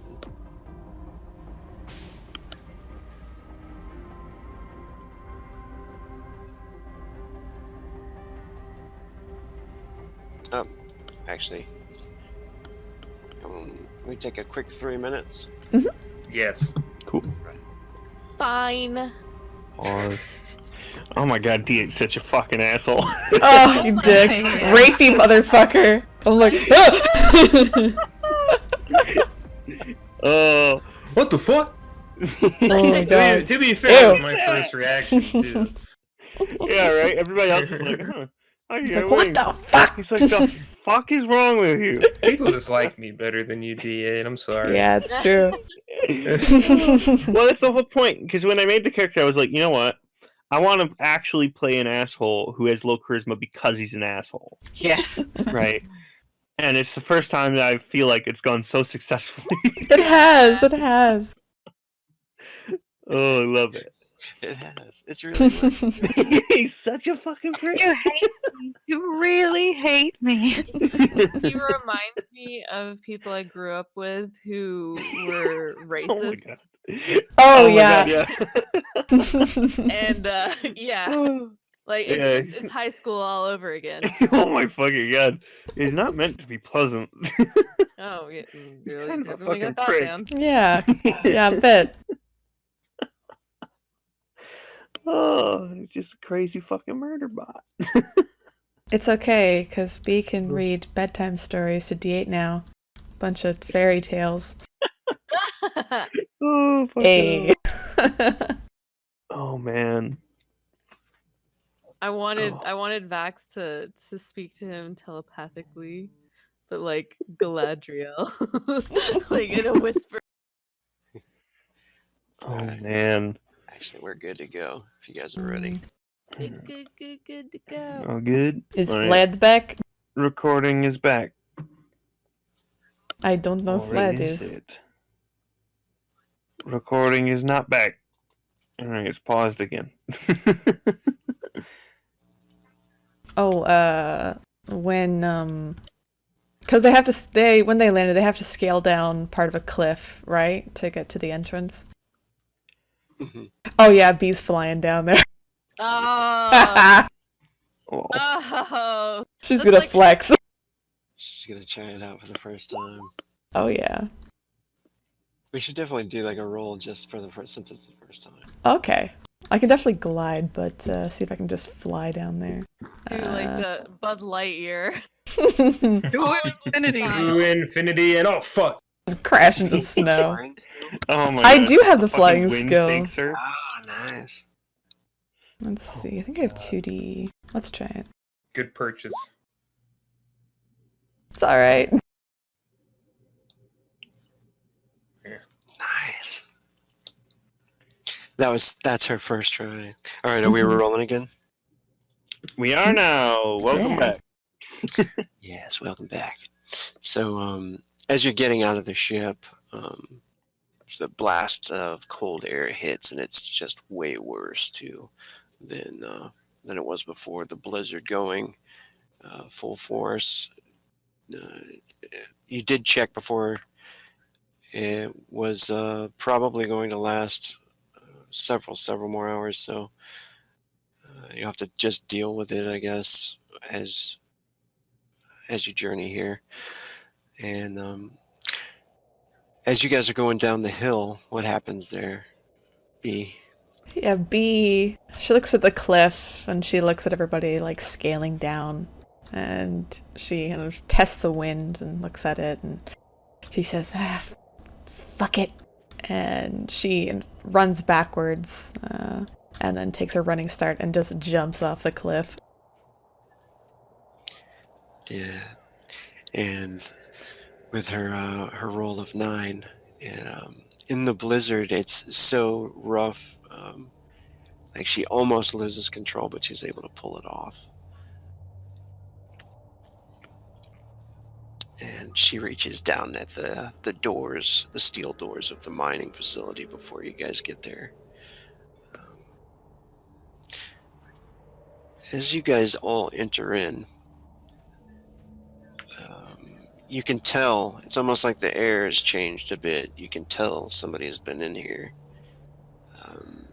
Those Zentech corporate soldiers were here not long ago, and last session told the captain that the mining facility was all his and that they were only concerned with the mutants that had been in there. Believing that they killed them all, or at least seeming to, they left the facility to the pirates to do as they wished. So it seems pretty empty as you guys go through the normal areas that you went through before. You get to that tunnel where you were at before, where you heard the beating, and that continues.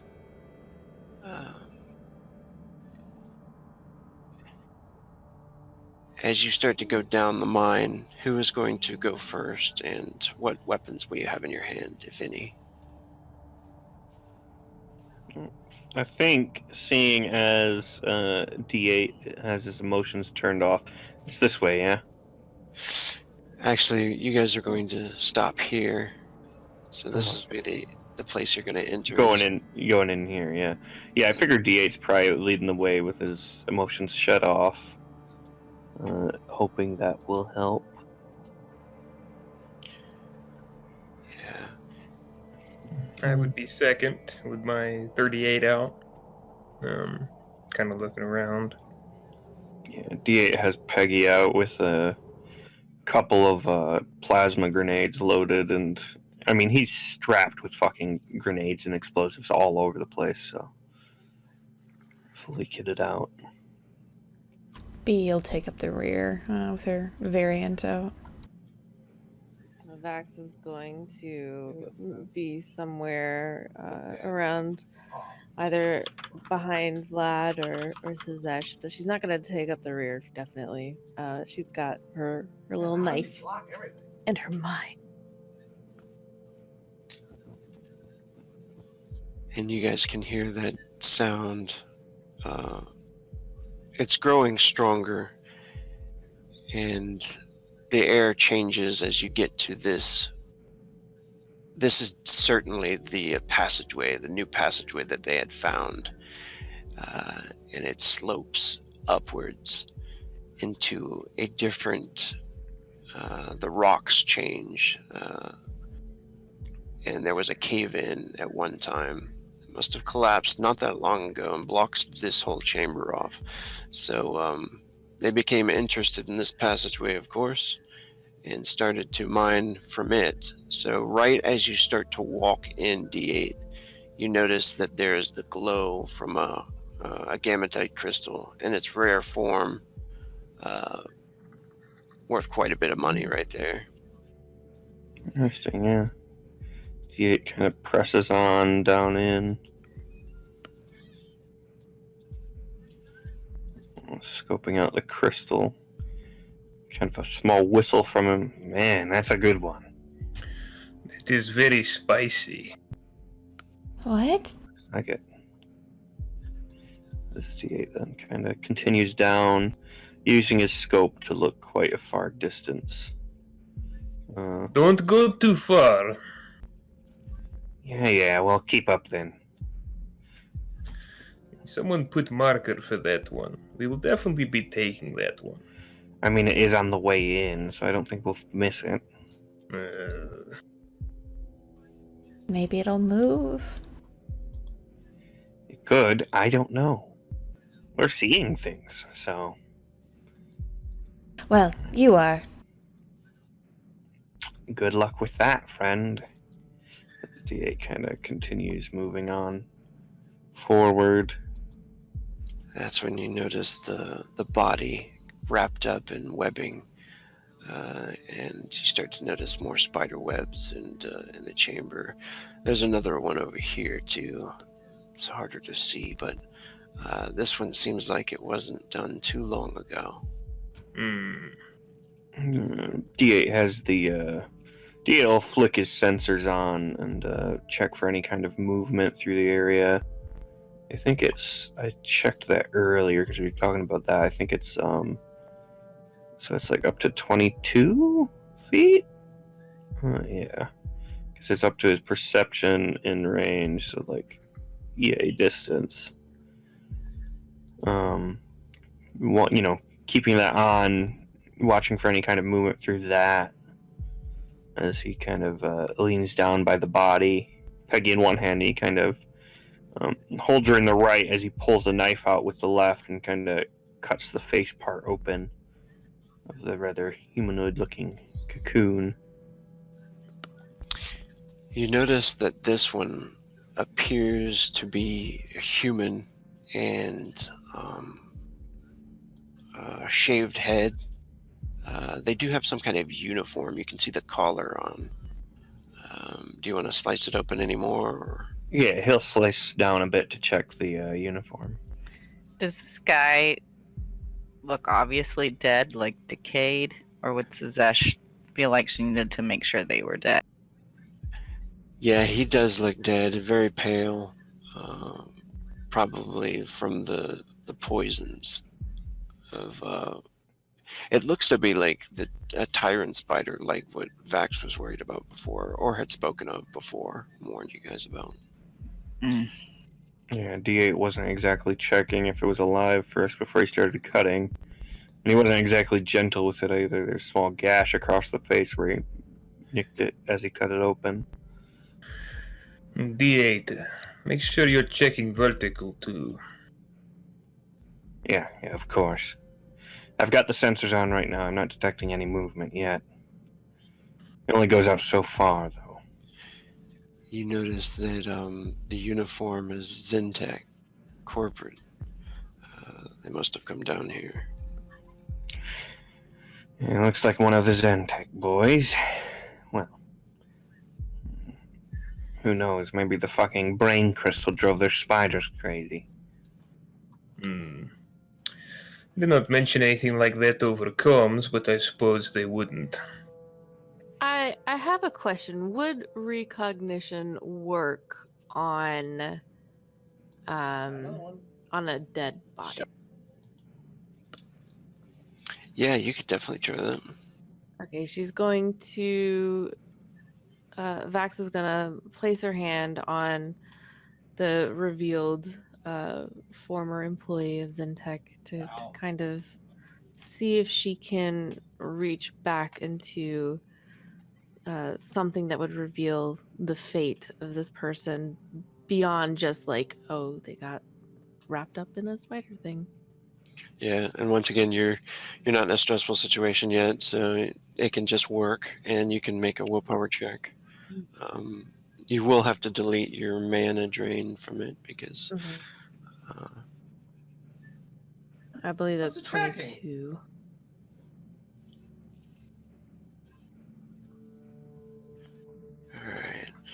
So you notice that the human is limp, and at the point when you're seeing this vision, he's already been poisoned or something, and the creature that's wrapping it up doesn't look completely like a tyrant spider anymore. Your vision kind of pans away from it as you can see another spider-like creature go by. It looks like it's chasing more of the Zentech corporate warriors, soldiers, out of this chamber, and they're firing at it. But you notice on top of the spider, it has some kind of crystalline growths coming out of it that appear to be red in shape and the same as that one crystal that you've had the visions about before. Vax lets her releases her touch from the body, and takes a moment to reflect on what she saw before looking over at her her comrades.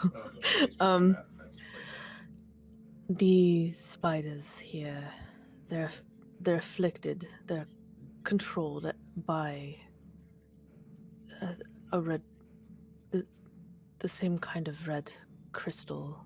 I believe it may be parasitic in nature.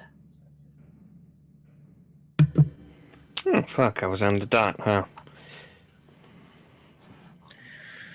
Well, then that just means that we make this a lot easier. We're going to kill anything with... was there any sign of the parasite? Is there crystal on it or what? Yes, I saw from this individual's past that the spiders had crystalline growths protruding from them, red in nature, very similar to the rather large crystal that I saw so many people around in my vision. Oh, great. It'll kind of move forward. I'll keep an eye out then, and he's of course, keeping senses on at that point as he moves forward. And B points forward. Well, on a good note, there seems to be at least 2 more crystal gatherings up ahead. Yeah, and further down, you can make out the blue glow from the gammatite crystals.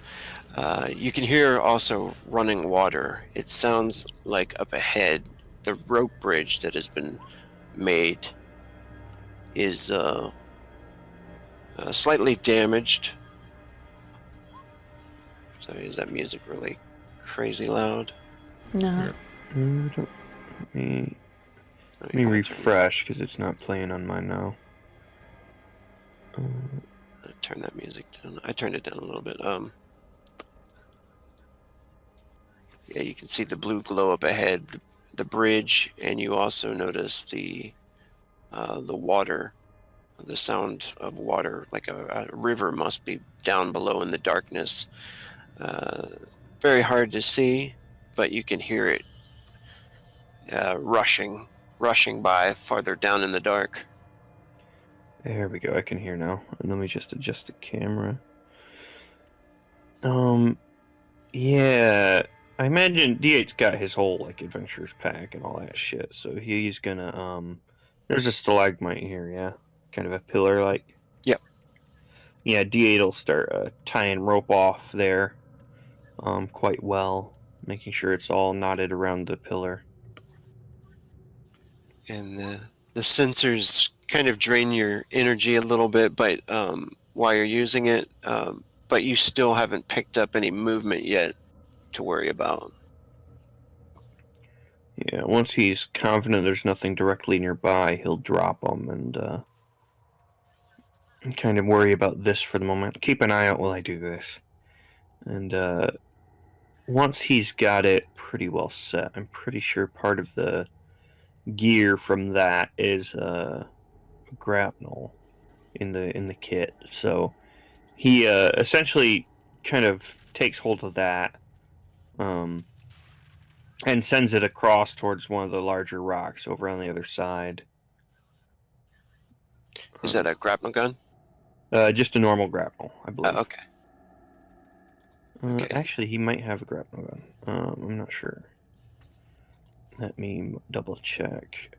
I think it might come with the adventurer's kit, actually. Yeah.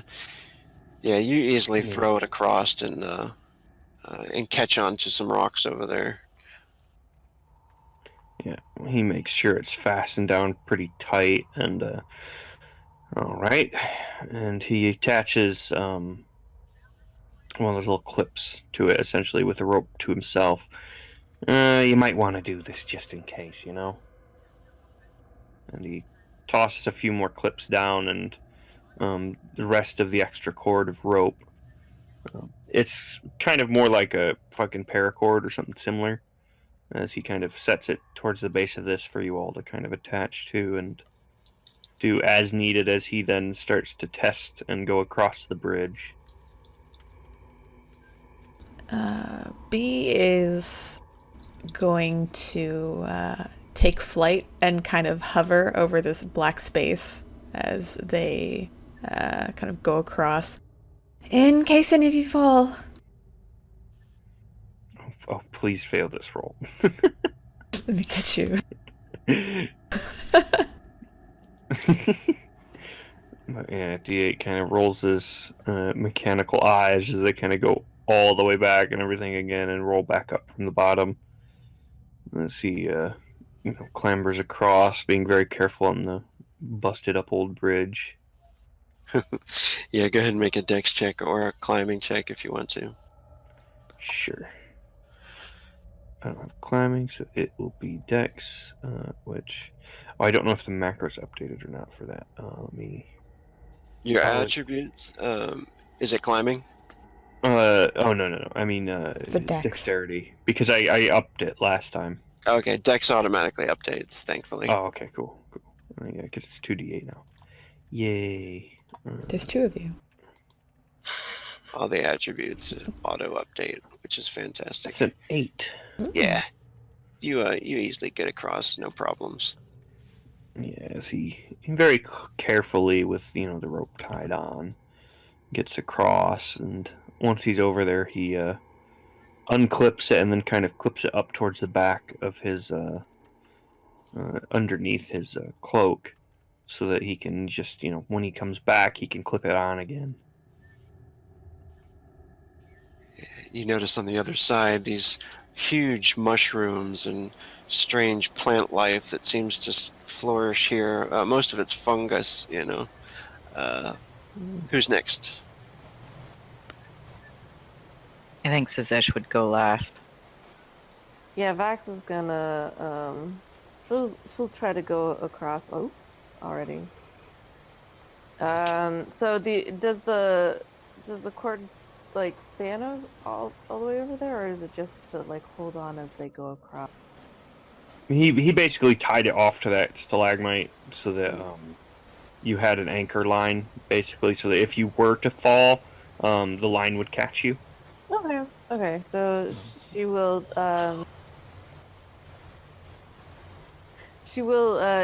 use that to help anchor herself as she attempts to go across. What do I need to roll anything to go across? Click your token and then hit attribute and then dexterity. Oh, yes.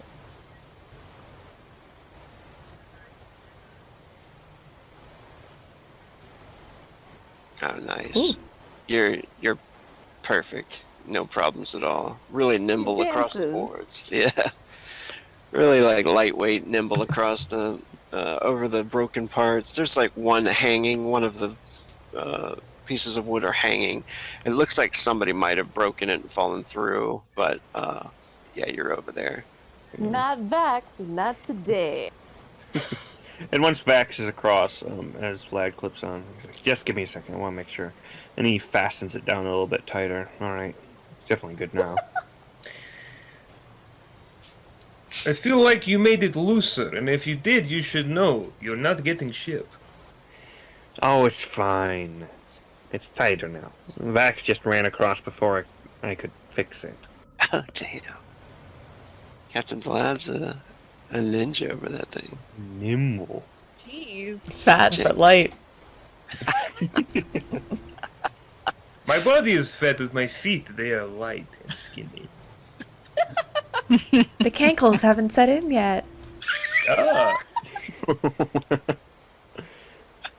Yeah, so Vlad just kind of almost tiptoes across the bridge rather quickly, hardly moving it, and unfastens the rope and doesn't make a big show, but knows he's still got it. Yes. Suzesh just does well across there.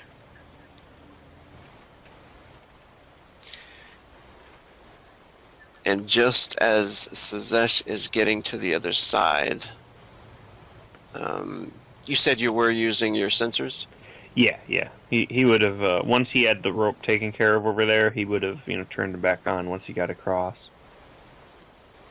You pick up several dots of movement at that time. It seems like 12, 13, 14, they start to move away from you. And that's when you see them on the walls. Small spiders are starting to move away from some of the mushrooms over here. And then you start to see two larger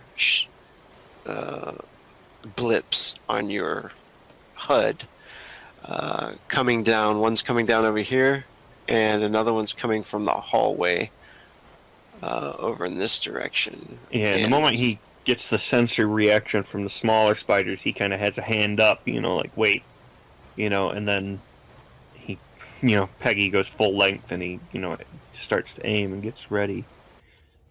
Yeah, everybody's going to have to go ahead and do the initiative. Initiative. Look how. Wait, You double plussed. I didn't, double plus. but I got a 1. It's a natty one anyway. Dirty double plusser. Double plus good. Ooh. Very nice.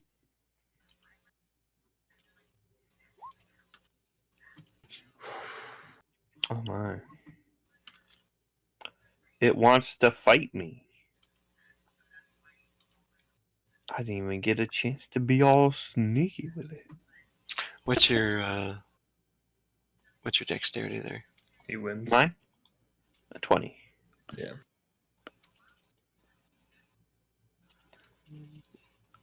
Thanks to fancy ass gift roll last time. Yeah, you actually go first. Yay! Ooh, yeah. Yeah, D8 sees the thing and immediately pulls up Peggy as she, in that kind of motion of raising her up, extends out to full sniper length as he aims it down sight right towards the thing. And I'm definitely going to do an aimed shot at it. And it's just one action for a normal shot, right? And then the aimed shot is 2, right? Yeah. Cool. Your deadeye shot will be 2 actions. Alrighty. But doing an aimed shot actually gives you an extra +2 to hit. Yeah. +3, I think, if you have your scope, your cool scope. Yep. Which I should have all factored into this macro anyway. Awesome. Yeah.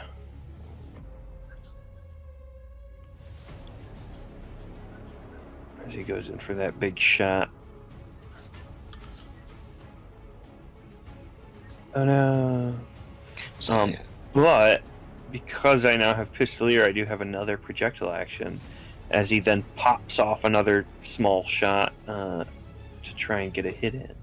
You could burn a frenzy to do a deadeye, another one. Ooh, yeah, actually, I will burn a frenzy. Is that 2?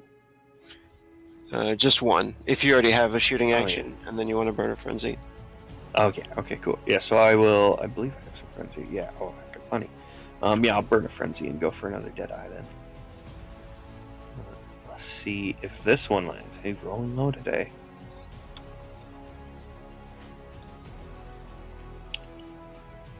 That one Ooh, hits. that one definitely hits.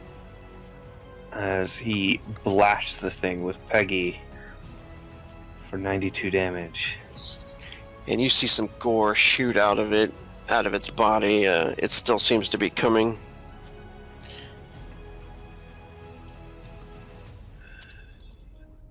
And what does that look like when you guys...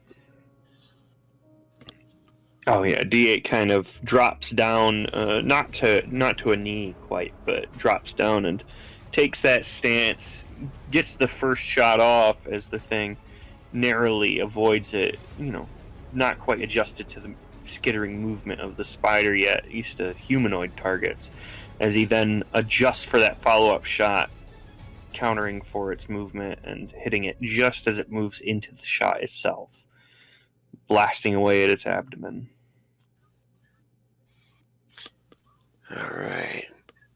And is that it for D8? Yep, I believe so. Alright.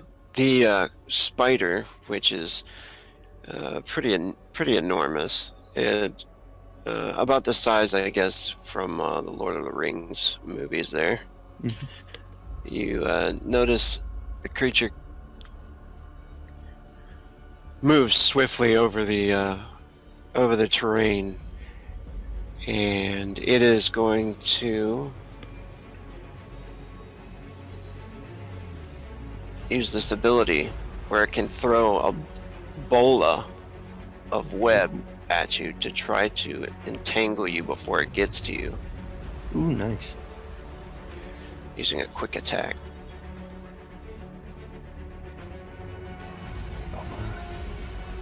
Oh, 16. my defense. This is Coming just- at me, I presume. Yeah. Oh! Nice. Just barely. As D8 dips out of the way and it kind of smacks all over the wall right next to Vax. Nearly hitting her instead, I'm sure. Then it uses its next actions, the remainder of the actions, to a heavy attack you as it comes up and tries to bite into you. Eat metal, you son of a bitch. Well, preferably don't eat metal. Oh no, it's going to eat metal.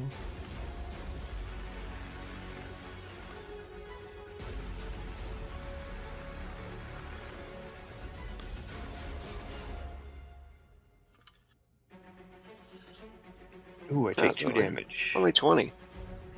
Nice. Oh, low. So yeah, it comes up and bites down into your armor. Luckily, you have some nice armor. It barely gets in. Yeah, he's got that, what is it called? He's got the very nice military armor. The Grenadier's armor, yeah. Okay. Unfortunately, it did get a little bit of damage in there, so go ahead and make a body save. Yeah, because that is what it is, right? Because I've got 18, 22, and the 22 is ranged, I assume. Yeah. Mhm. Yeah, okay. And body save, you said? Yeah. Cool. Let's do it. D8. And it'll Real just... good. Oh no. Alright. So, Yeah, I know, right? Flashback. Yeah, I just thought of that too. Imminent destruction the moment body saves start No. showing up. Alright, I'll put a little poison counter on you. Cool. Funny poison face. I sick. I love it. Alright, that is it for the crystalline spider. Sazesh. Sazesh sees him get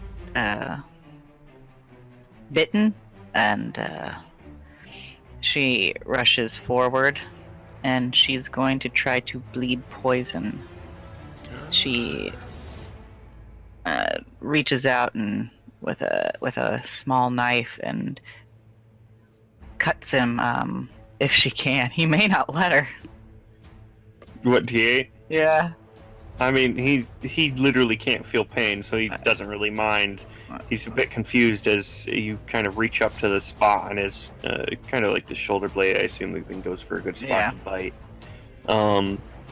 As you kind of have to, you can see the spots where it got under the armor. You kind of have to get up under it a bit to get at it. Must get the poison. She just says, and then she's going to burn 1 point of frenzy and spend 2 melee actions. And now you get an additional body save check versus the poison, and you get a +1 bone. Cool. Awesome. So just a body save, and then I get +1, yeah? Yeah. In the modifier, just put 1, don't put plus. Okay, cool. Oh. Well, I tried. Nice. No. So poison. Fucking two. Shit. Oh well, as she can see the poison kind of sink in, she points her finger at the crystal spider and says, Get away from him, you bitch. and then she's gonna curse it. So it gets -2 to its defense because I have 2 ratings in that. Oh, nice. And damn, you take the 21 poison damage for this round. Big fat poison. Holy shit. If you have any toxic resistance, that'll soak it for this. Do I? I might because I'm literally dead. I can actually still shoot the spider too. Oh yeah, go for it. Oh no, I have radiation resistance, not poison resistance. Womp. All right, that was a deadeye shot. Woo! Very nice.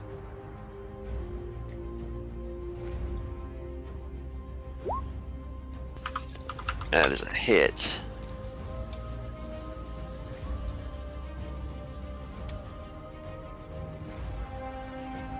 Nice. Another blast into it. You see some gore burns a hole into it. That's an energy blast, so it kind of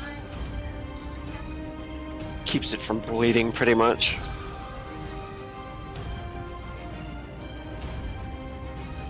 Is that it for Sazesh? Yeah, that'll be it this turn. Okay. Captain Vlad, what you up to?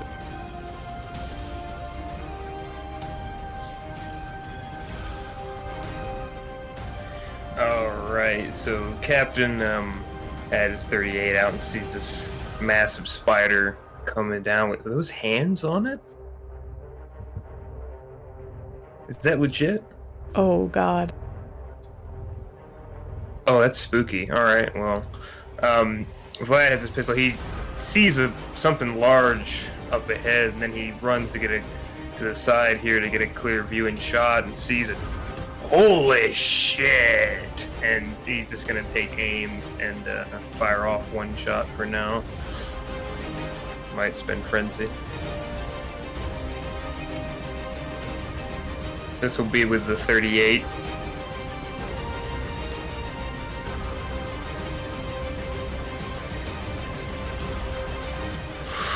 Ooh. Oh no. Might be a different gun next time.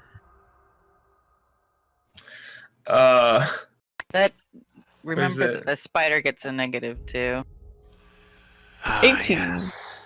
Is that a fumble? Oh. Yeah, I will need the table.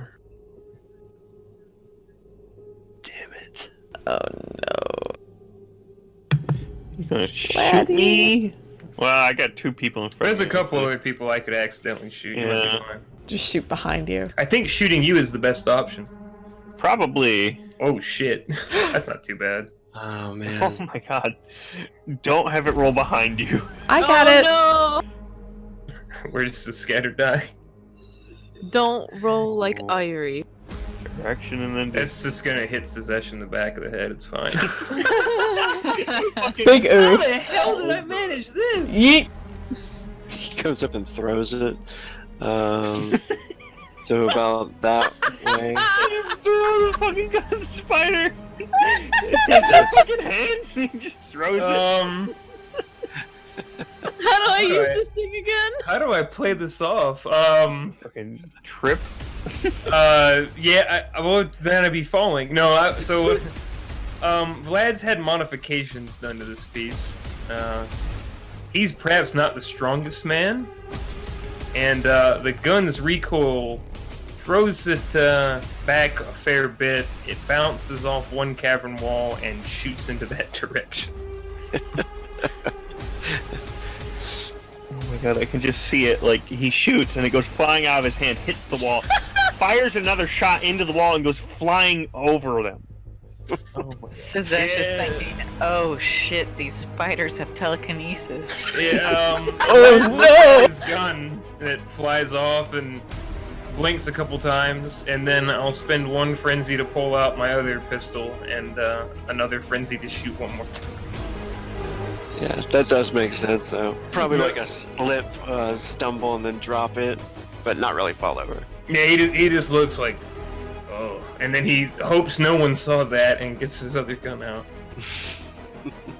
Hey, at least he's got another gun. Hey, that's another +1 from laser sight on it Oh, nice. to be So he's 7. -2, right? Yeah, he's a baller. All right. The next round They flies. might have telekinesis. Vax, what are you doing? I'd actually, and I wanted to see, could Vax use thaumaturgy to gauge whether or not the crystals are magically based?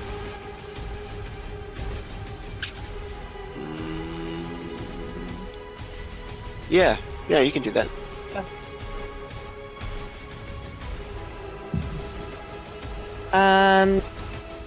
So Click on your token and under skill checks. You should have yeah, okay. thaumaturgy skill. I would say the target number is an 8. Alrighty. Hey. That they do not seem to hold any magical properties at all. Okay, interesting. And does that count as my action, or That would, can I? that'll be, yeah, go. You can still do stuff. Do whatever.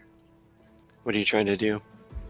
I think Vax is going to move over to about right here for now.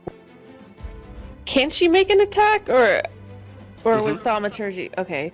So then she'll move up to here, and would because I do know that in the photo or in the picture that you used, there is a crystal on the leg, but I'm not sure, like, in terms of what you have set up, where would she be able to kind of stab at a close red crystal, or no?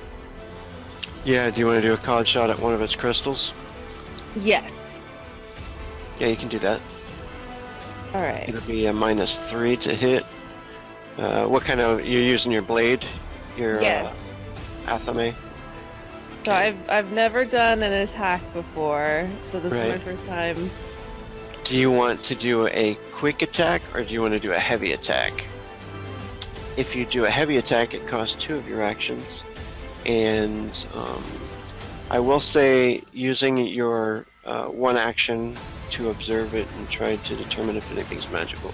So you've done that already. So if you want to do a quick attack, you can do that and then you can be finished, or you can burn frenzy as well to do a heavy attack. I think I'll burn a frenzy Okay. and do a heavy attack. Now, when I use frenzy, do I need to do anything specific for, like, the macro or the buttons, I should say? No, I'll take it off for you. There you go. You've used one frenzy off of your little red square there, so you're down to 9. And then just click on your token, go up to attacks. And Athame. And Athame, yep. And there should be a heavy there. After modifier? Oh, there might not be a heavy. So just hit enter when it modifier pops up. Oh, perfect. Holy shit! Oh, she was doing a called shot. But Yeah, and still critic. natural 20.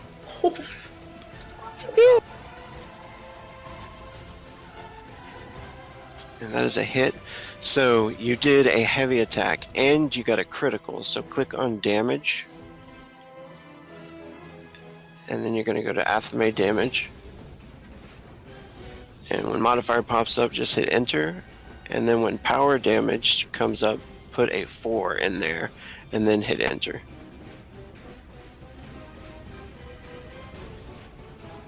$20 damage. All right. But you are also able to cut one of the crystals out of it. And it seems, for some reason, that you can even sense this, I would say, that it seems to almost scare it, or I'll actually give it a stun because of this. You can feel like that there are two entities almost there. It's not just one creature that you're reading the feelings from. Okay. You're feeling some sort of protectiveness. That same kind of feeling that you got from Sazesh when she was in the room protecting B, you know? All right. And who is next? Mutant Spider. Spider.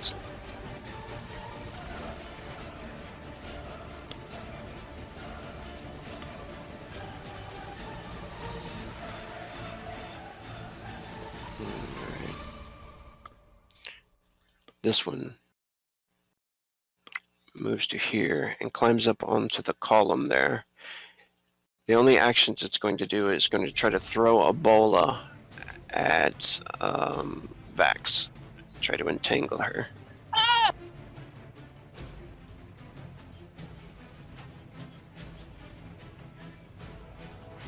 So you will just make a physical defense from whatever this is.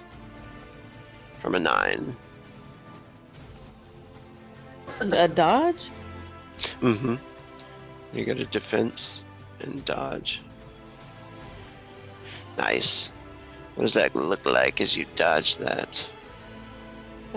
She sees the mutant spider come out and throw something at her, and just reactionary, like instinctively, immediately, she just, you know, not rolls, but like kind of ducks out of the way pretty quickly, but still keeping her stance where she's at.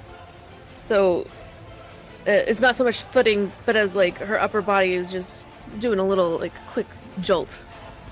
And Vlad, you notice the bola keeps flying past her and kind of entangles around that the bridge there. It's B's turn now. What you doing? So how tall is this cavern? I would say about 15, almost 20 feet Oh, high. okay, so probably won't do that then. But she'll. So I've used optic manifold at a turn.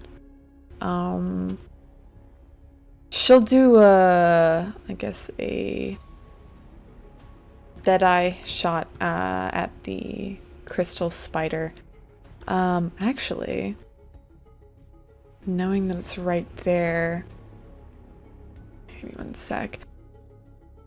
I think I'm going to use I'm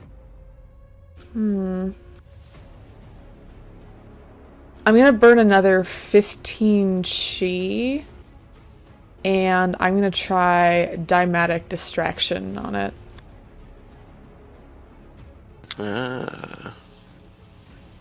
Yeah. Let's see. What do I have to roll for this? Oh, it has to make a successful intelligence check. To realize. I'm basically trying to... Oh, wait. You can attempt... Oh, I guess... I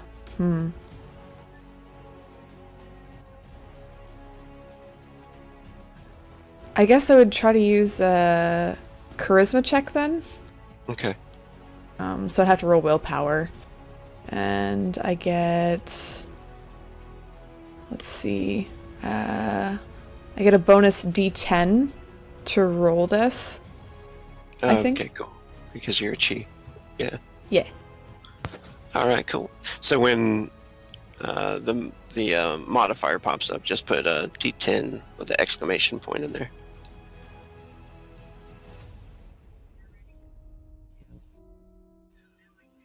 Nice. And it has to resist with intelligence, right? Yes. I'm gonna give it its stun. Oh, perfect. So that's causing it to... It loses 2 actions and -2 to attack and defend for the next Jesus. round. Yeah. So from behind, B, she kind of hovers a bit, and she very rapidly kind of expands her wings. Kind of a more of an intimidating move towards the spider. To try and cow it and distract it from attacking D8, which she does so successfully. And so it's unarmed, so I'll spend a frenzy and do a Deadeye shot on it as well. Nice. Yeah. The spider is getting all messed up here. Spider is now -6 to defend. Very tasty. Oh my god. Oh no. But maybe. It might With the go- -6? Oh my god, yes! 2 power Awesome. attack, yay! Oh man. Oh shit, you're gonna fucking miss it. Oh. Same. Nice. Pew pew. Another wound. Yes, she just fires into the thing, just once, whizzing past D8's head, as she hits it in one of the legs. And D8's turn. Alright. I can use Deadeye with grenades, right? I think we did that before, using my launcher. Mm-hmm. Yeah, so I'm going to, I'll just use my normal one, but now that there's the second spider there, I'm gonna kind of aim for right there between them, and, let me see, do I have that? Oh no, I have it loaded in the, yeah, might as well. Giant fucking spiders. He'll pop a plasma grenade at him. So let me roll the hit with that. 16. And that's right between them. Yeah, it has the blast radius to hit both of them, so I'm gonna roll for both of them to defend. The furthest one does not defend. This is a good sign because this one's -6. Nice. So yeah, both are hit. And you get to add another 2 into the power damage, which makes it 12. Power damage 12. Oh yeah, it's times 12. Yeah. Okay, let me see. Where is the grenades? Just trying to find the 40 mil. Oh wait, I have it in my notes. Never mind. Is that one I need to add to your character? Yeah, definitely, because he's going to be using the 40 mil grenades a lot. I think it is. Because I was thinking I had incendiary, but I don't have that for the 40 mil. Yeah, so it's D12. Oh, and I do have a specific roll for that. It's called Thick Peg. Let me roll the damage. Give us the thickness. There we go. So it's times 12, right? Yeah. Power 12, yeah. Power 12. Oh wow, it rolled really Nice. Alright, that is enough to wound them both. Anything else you're doing after that? Yeah, I still have a shot. So, as the massive plasma blast goes off between the two of them, rending them, he'll then, I'll actually spend a frenzy and pop a Deadeye shot at this one again. Took me down to 6 frenzy. As I will fire a shot at this boy.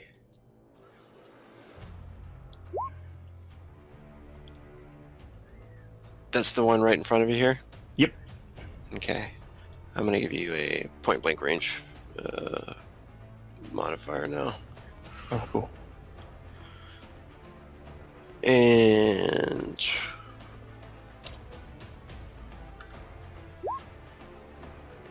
Sweet. that's a hit. As he blasts it. And what does it look like as you destroy this thing? Yeah, as he pops the 40 mil out the lower barrel, the massive, colorful blast, rupturing both of them fairly badly. This one on its last legs, distracted, kind of rears up in that arachnid way, as if to strike at him. As he then pulls Peggy up close and pops it right up through underneath the mandibles, blasting its brain matter all over the second spider in the entire area.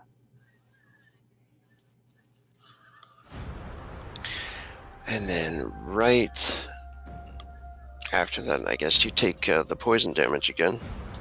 Oh no. Let's have it not be 20 plus this time.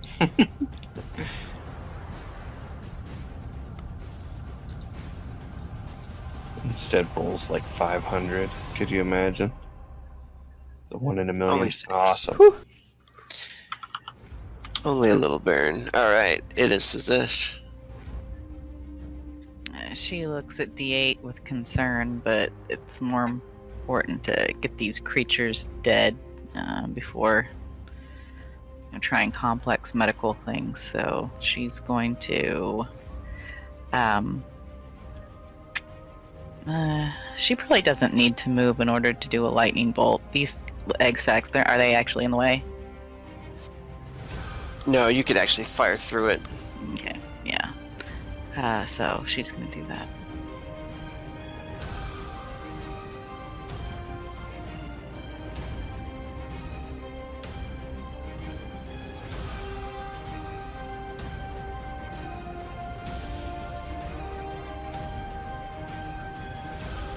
Nice.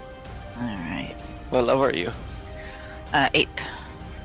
Cool. Did you get Power Surge yet? Yeah, I just got Power Surge, so I'm going to put 3 levels in. Okay. So you do Power 11. Ooh, nice. Sweet. Nice. That it looks to be almost killed by that. Well, she'll set off another one. Oh god. So, while she's setting that up, can I ask, since electricity is one of Vax's triggers for her PTSD, what do I do? Oh no. Oh no! Is it really? Oh, It is. God. Oh This no. is great. Make a Shooting right by your nose. Right. Right past you. Here we go. that one misses, but I would say Vex must make a willpower check. All right. What's Does it severity? have a severity? Yeah. Severity of 4. Oh no. Oh no. Oh, that's a 40% chance, isn't it? It's pretty big. Roll over.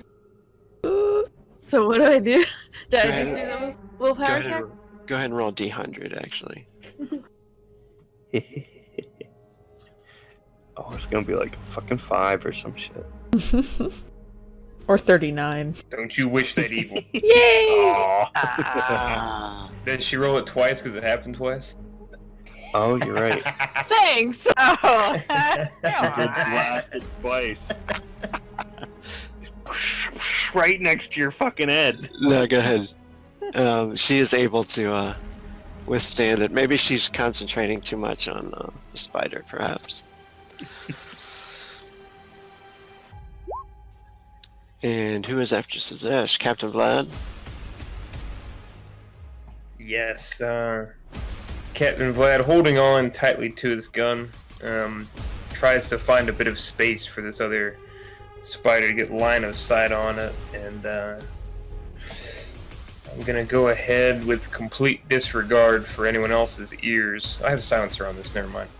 I'm gonna fire, and I will be using Technical Burst.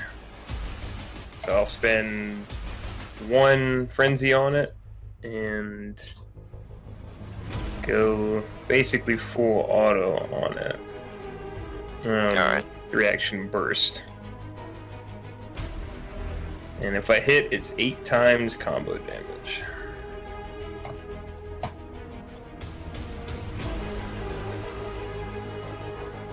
That's a 6. Oh my god. See where I hire you guys?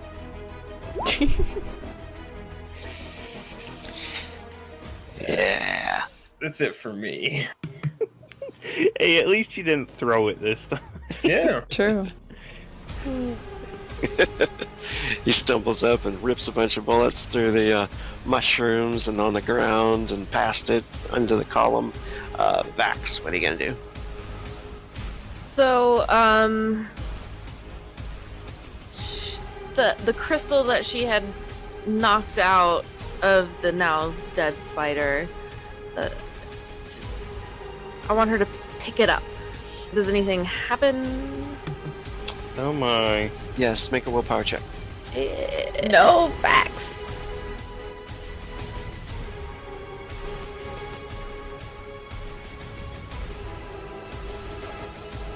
Nice. You feel the instant you grab it. Let's see here. Yeah, the instant you grab it, you feel calm and a sense of just happiness and content kind of flood over you. Remembering at that moment something good that happened. What would be something good that happened to you? Go ahead and So, she can remember a time when she and her sister were much younger and living with her parents on a ship. It wasn't the setting wasn't as pleasant as the company she shared with her sister, and they were playing with a set of dolls, just kind of doing what little kids do, imagining just fictitious stories with their little dolls and giggling. It's a very pleasant memory.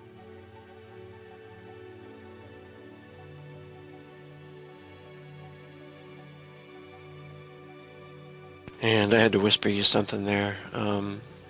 You no longer want to fight. I mean, but you do want to do what I whispered to you. What do you do? Do I have any sense of my surroundings, any care, or is that the only, like, is it like a drawing, or like a kind of a sensation of, I kind of want to do this, or is it something where she's completely compelled?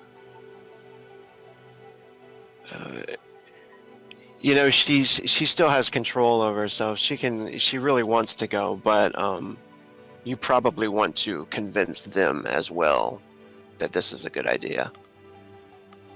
Would she get a sense of the direction she'd have to go in order to get to? Yeah, the way you guys are going down this cave seems like the right path. And she would still have the ability to fight against it if she really, really tried hard? Or is this something where it's like, hey, come on, guys, this is great?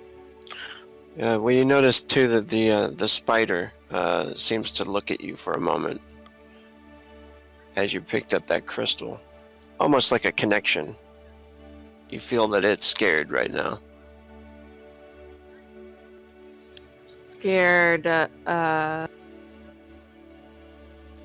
It's scared because it's being attacked and everything by... Okay. So I got it. Alright.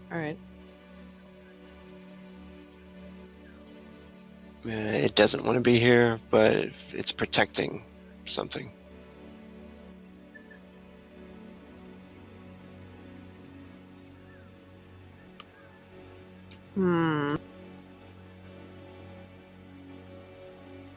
Vax is going to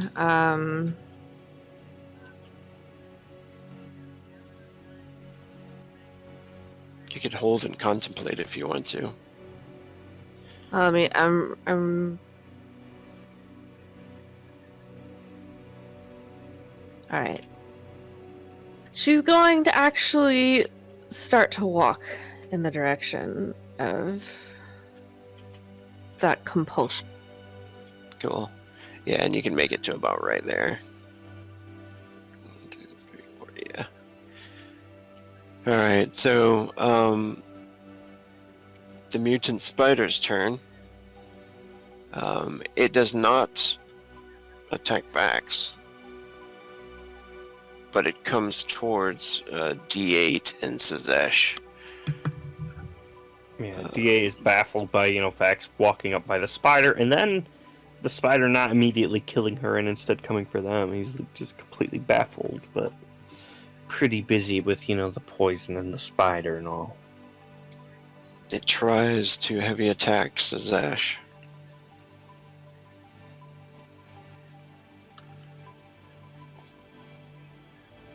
Ooh, Oh no. Aye. it's a good one. You can do it. Smooth. Yeah. Nice. I know. And you are good. And it is B's turn. B, she sees the spider coming after Sazesh, but seeing Vax just walking past it, and she kind of looks between the spider and Vax, and it's the first thing that she'll do is I'm just gonna do a regular shot at the mutant spider.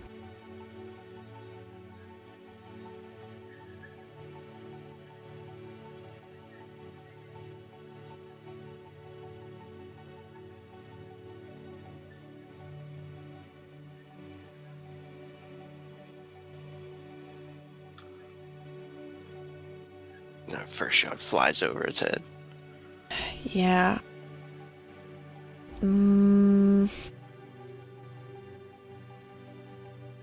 She debates on chasing after Vax, but she knows she can catch up fairly easily. So I'm just gonna do a Deadeye and shoot it again.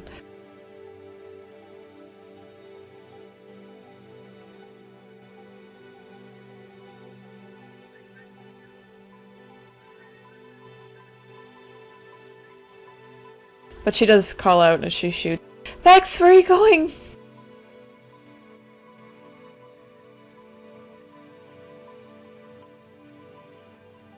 Oh, is that an MP variant? Yeah. That's a burst weapon, right? Oh. Yes? Yeah. Yeah, you can do ×5 here. Oh, shit. Oh, shit! Which would be nice. ×5 for that, or is it ×3 and then Power +2? damage. Just on power damage, it'll be ×5. Okay.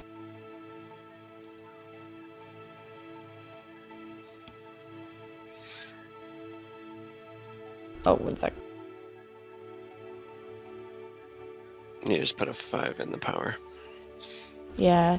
Just the menus are slow, because... Yeah.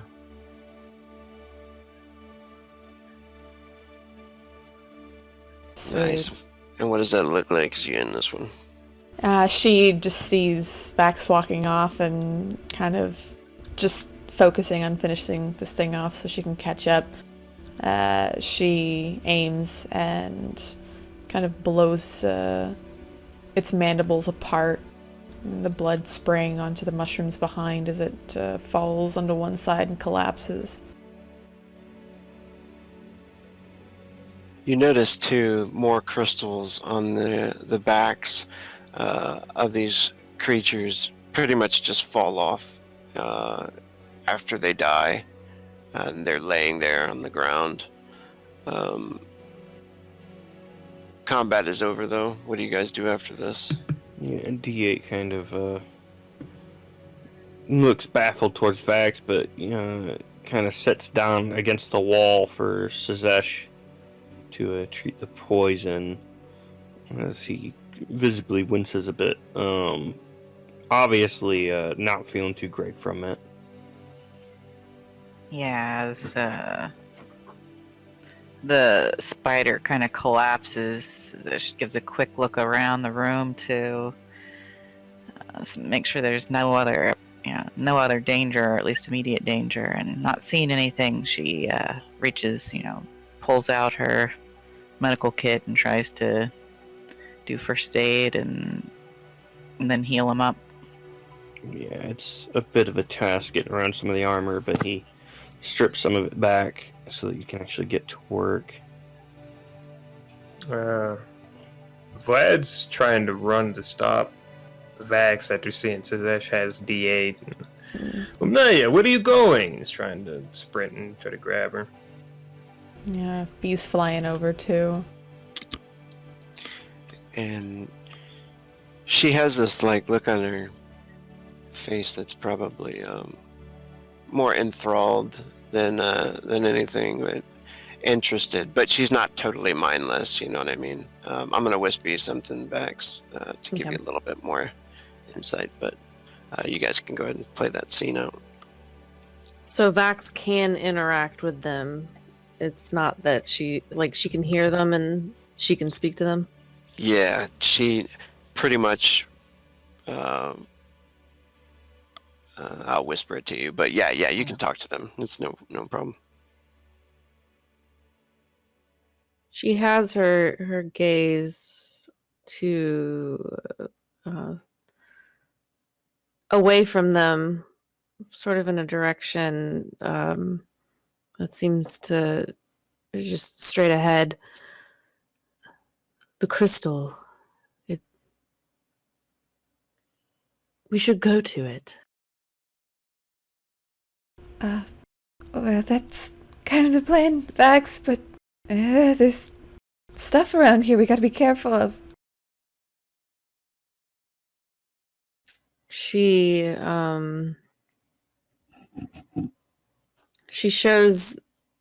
opens up her hand where the crystal is being held, and she shows them the red crystal that she had cut off from the spider, the first one. If you hold on to this, they won't attack you. And B looks down to the crystal and looks up to Vax. I don't know if that's such a good idea. Vlad's gonna slap the crystal out of her hand, or slap her hand, whatever works better, trying to knock it out of her grasp. Did she get anything from the crystal before it was slapped out of her hand, or do I need to do something to prevent the slap from happening? Like, is there any sort of like counter roll, or would she just not have enough time to react to that? Go ahead and do a unarmed attack, Vlad. Oh, She would probably try to resist it. Oh, we're gonna be fighting. And then you would do a defense physical dodge. shit. So she Oh. quickly just retracts her hand as you go to slap it away, and you're not going to try to fight him or anything like that. But you're just trying to convince them, pretty much. She holds the crystal to her after seeing Vlad trying to slap it out of her hand. It's speaking to me. Vax, that's not good. Remember, we're supposed to, I don't know, get the crystal and get out and D8 calls over from being treated by scissors. See, I told you this was a bad idea. Miss, oh, you're so scared. We should go down there anyway. Shut up. If you just hold on to the crystal, then they will not attack you. So Zesh looks up from where she is, and she's going to try to push with the spell the thing from Vax's hand. Ho, ho. Oh man. Lightning bolted out of her hands. That'd be funny. Oh. Big oof. Nice. That'd be another physical defense.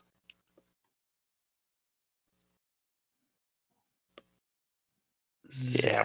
Krista goes flying across the room. And I'm gonna whisper you something, Vex. Which spell is it you used? Force. Oh, nice, nice. She used the force. I use the force. She's really been studying all of her magic from old ancient video. Oh, man. Ancient documents of a long time ago in a And- galaxy far, far. She's been in the cockpit with me and the captain. Mhm. Hmm. They eat popcorn and she's going, I can do that. I can do that. Watch! I have midichlorians. That's why the ship shook so hard the other day, is because that bolt went kind of awry. Meanwhile, Sergey, Fuck every shit. time they're off, he's off writing his fanfic. Yeah. Succession braces B. What is this fanfic? Oh, Oh, no. Oh.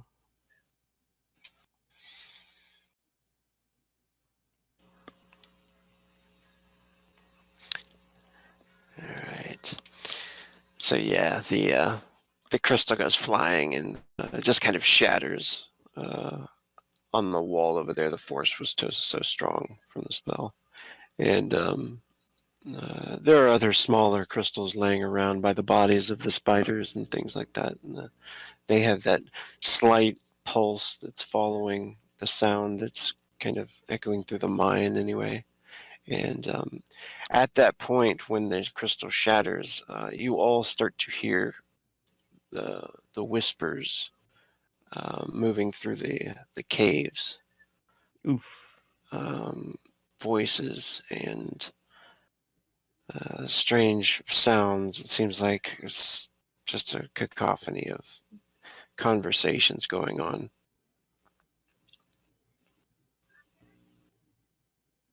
What do you guys do? Yeah, D8's kind of wary of the whole thing. God fucking damn it, I told you guys. But kind of sits back as says that presumably is like finishing up the treatment. Yeah. She's got a medical bag which says you can help to stabilize poison, but Do I need to just roll first aid or what? Yeah, first aid's fine. Yeah, I had rolled that. She just got a 12. Oh, do you have medicines? Yeah, I have a healer's bag. Yeah. I think that adds +3 to it. Let me take a look. I just know it said it allowed you to treat poisons. I don't know if Oh, it's okay. specifically called a Okay. bonus. I might be thinking about something else, but yeah, you she's able to sustain you for now. Then And she'll give him back, give him a minor healing potion, actually. Yeah, he'd pop it. How much is that? Don't get used to those. Yeah. And you see kind of the built-in thing over his mouth kind of open up in his actual mouth, which is mostly the kind of resuscitated dead flesh, but you notice the teeth are almost all metal. And as he slugs the thing down real quickly, and then the thing pops back up, sealing it shut again. you notice the gamatite crystals in here. There's a couple more that are certainly worth a lot of money, but the glow around the corner is powerful. You can even see it down this passageway here. If you move your miniature here, you'd be able to see it. Yeah, D8 start. Oh yeah, how much do I heal from the potion? Sorry, 25. 25. Oh yeah, cool. Captain, can you see that from there? Faintly, yeah. Yeah. There seems to be like a large chamber up ahead of gamatite crystals. And D8 would kind of head around, and he's like stomping on all the crystals as he goes. Crushing all of the red Yeah, all ones. the little red ones. As he kind of heads up around Vax, kind of eyeballing her. Try not to go crazy on us, all right? And we're gonna have to do some closing RP up here. But yeah, down the tunnel, you guys can all see that chamber down there is just filled with money, pretty much. That's the Oh, baby. B, she's her ears kind of covered, hearing the whispers, and she looks to Vlad and looks to the others. I don't know if we should go any deeper, to be honest. Oh, what is it? Is this you having regrets or not listening to me? Yes, D8. Are you happy? Yes, I am. Very Good. happy. Now, look down there. Kukla, that's a lot of money. He does have a pretty good point. You're right. I believe we should be fine if we keep going. Max. Yeah, you're also kind of creeping everybody out, aren't you?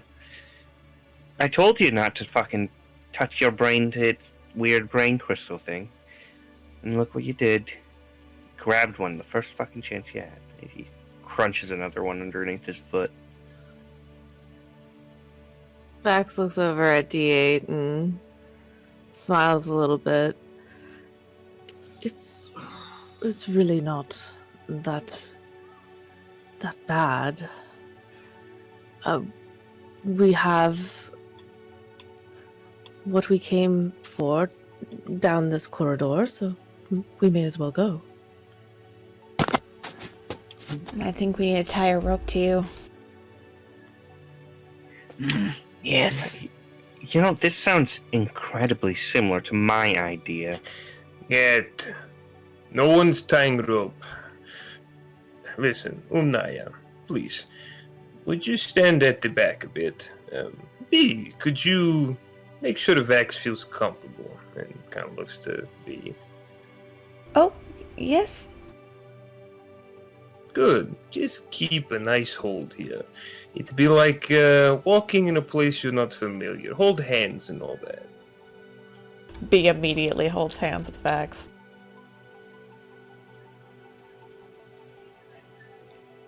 Vax doesn't resist the hand holding. At first, there's really no, like, she doesn't really acknowledge it.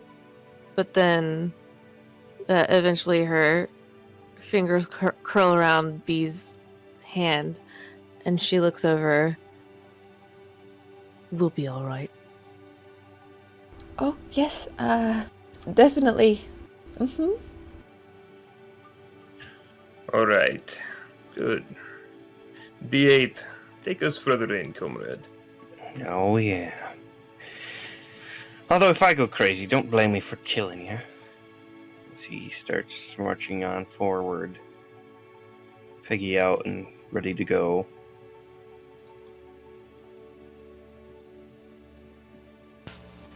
And you all start to walk towards the crystals. Yes. Yeah. Absolutely! Oh, no. Oh, no.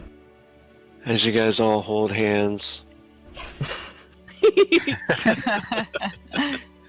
And skip off to our doom. You make your way down the passageway, and you get into almost a forest of the gamatite crystals, and that's when you can make out the red glow from beyond there. Just beyond there. Ooh. And that's where we'll end it. Oh, no.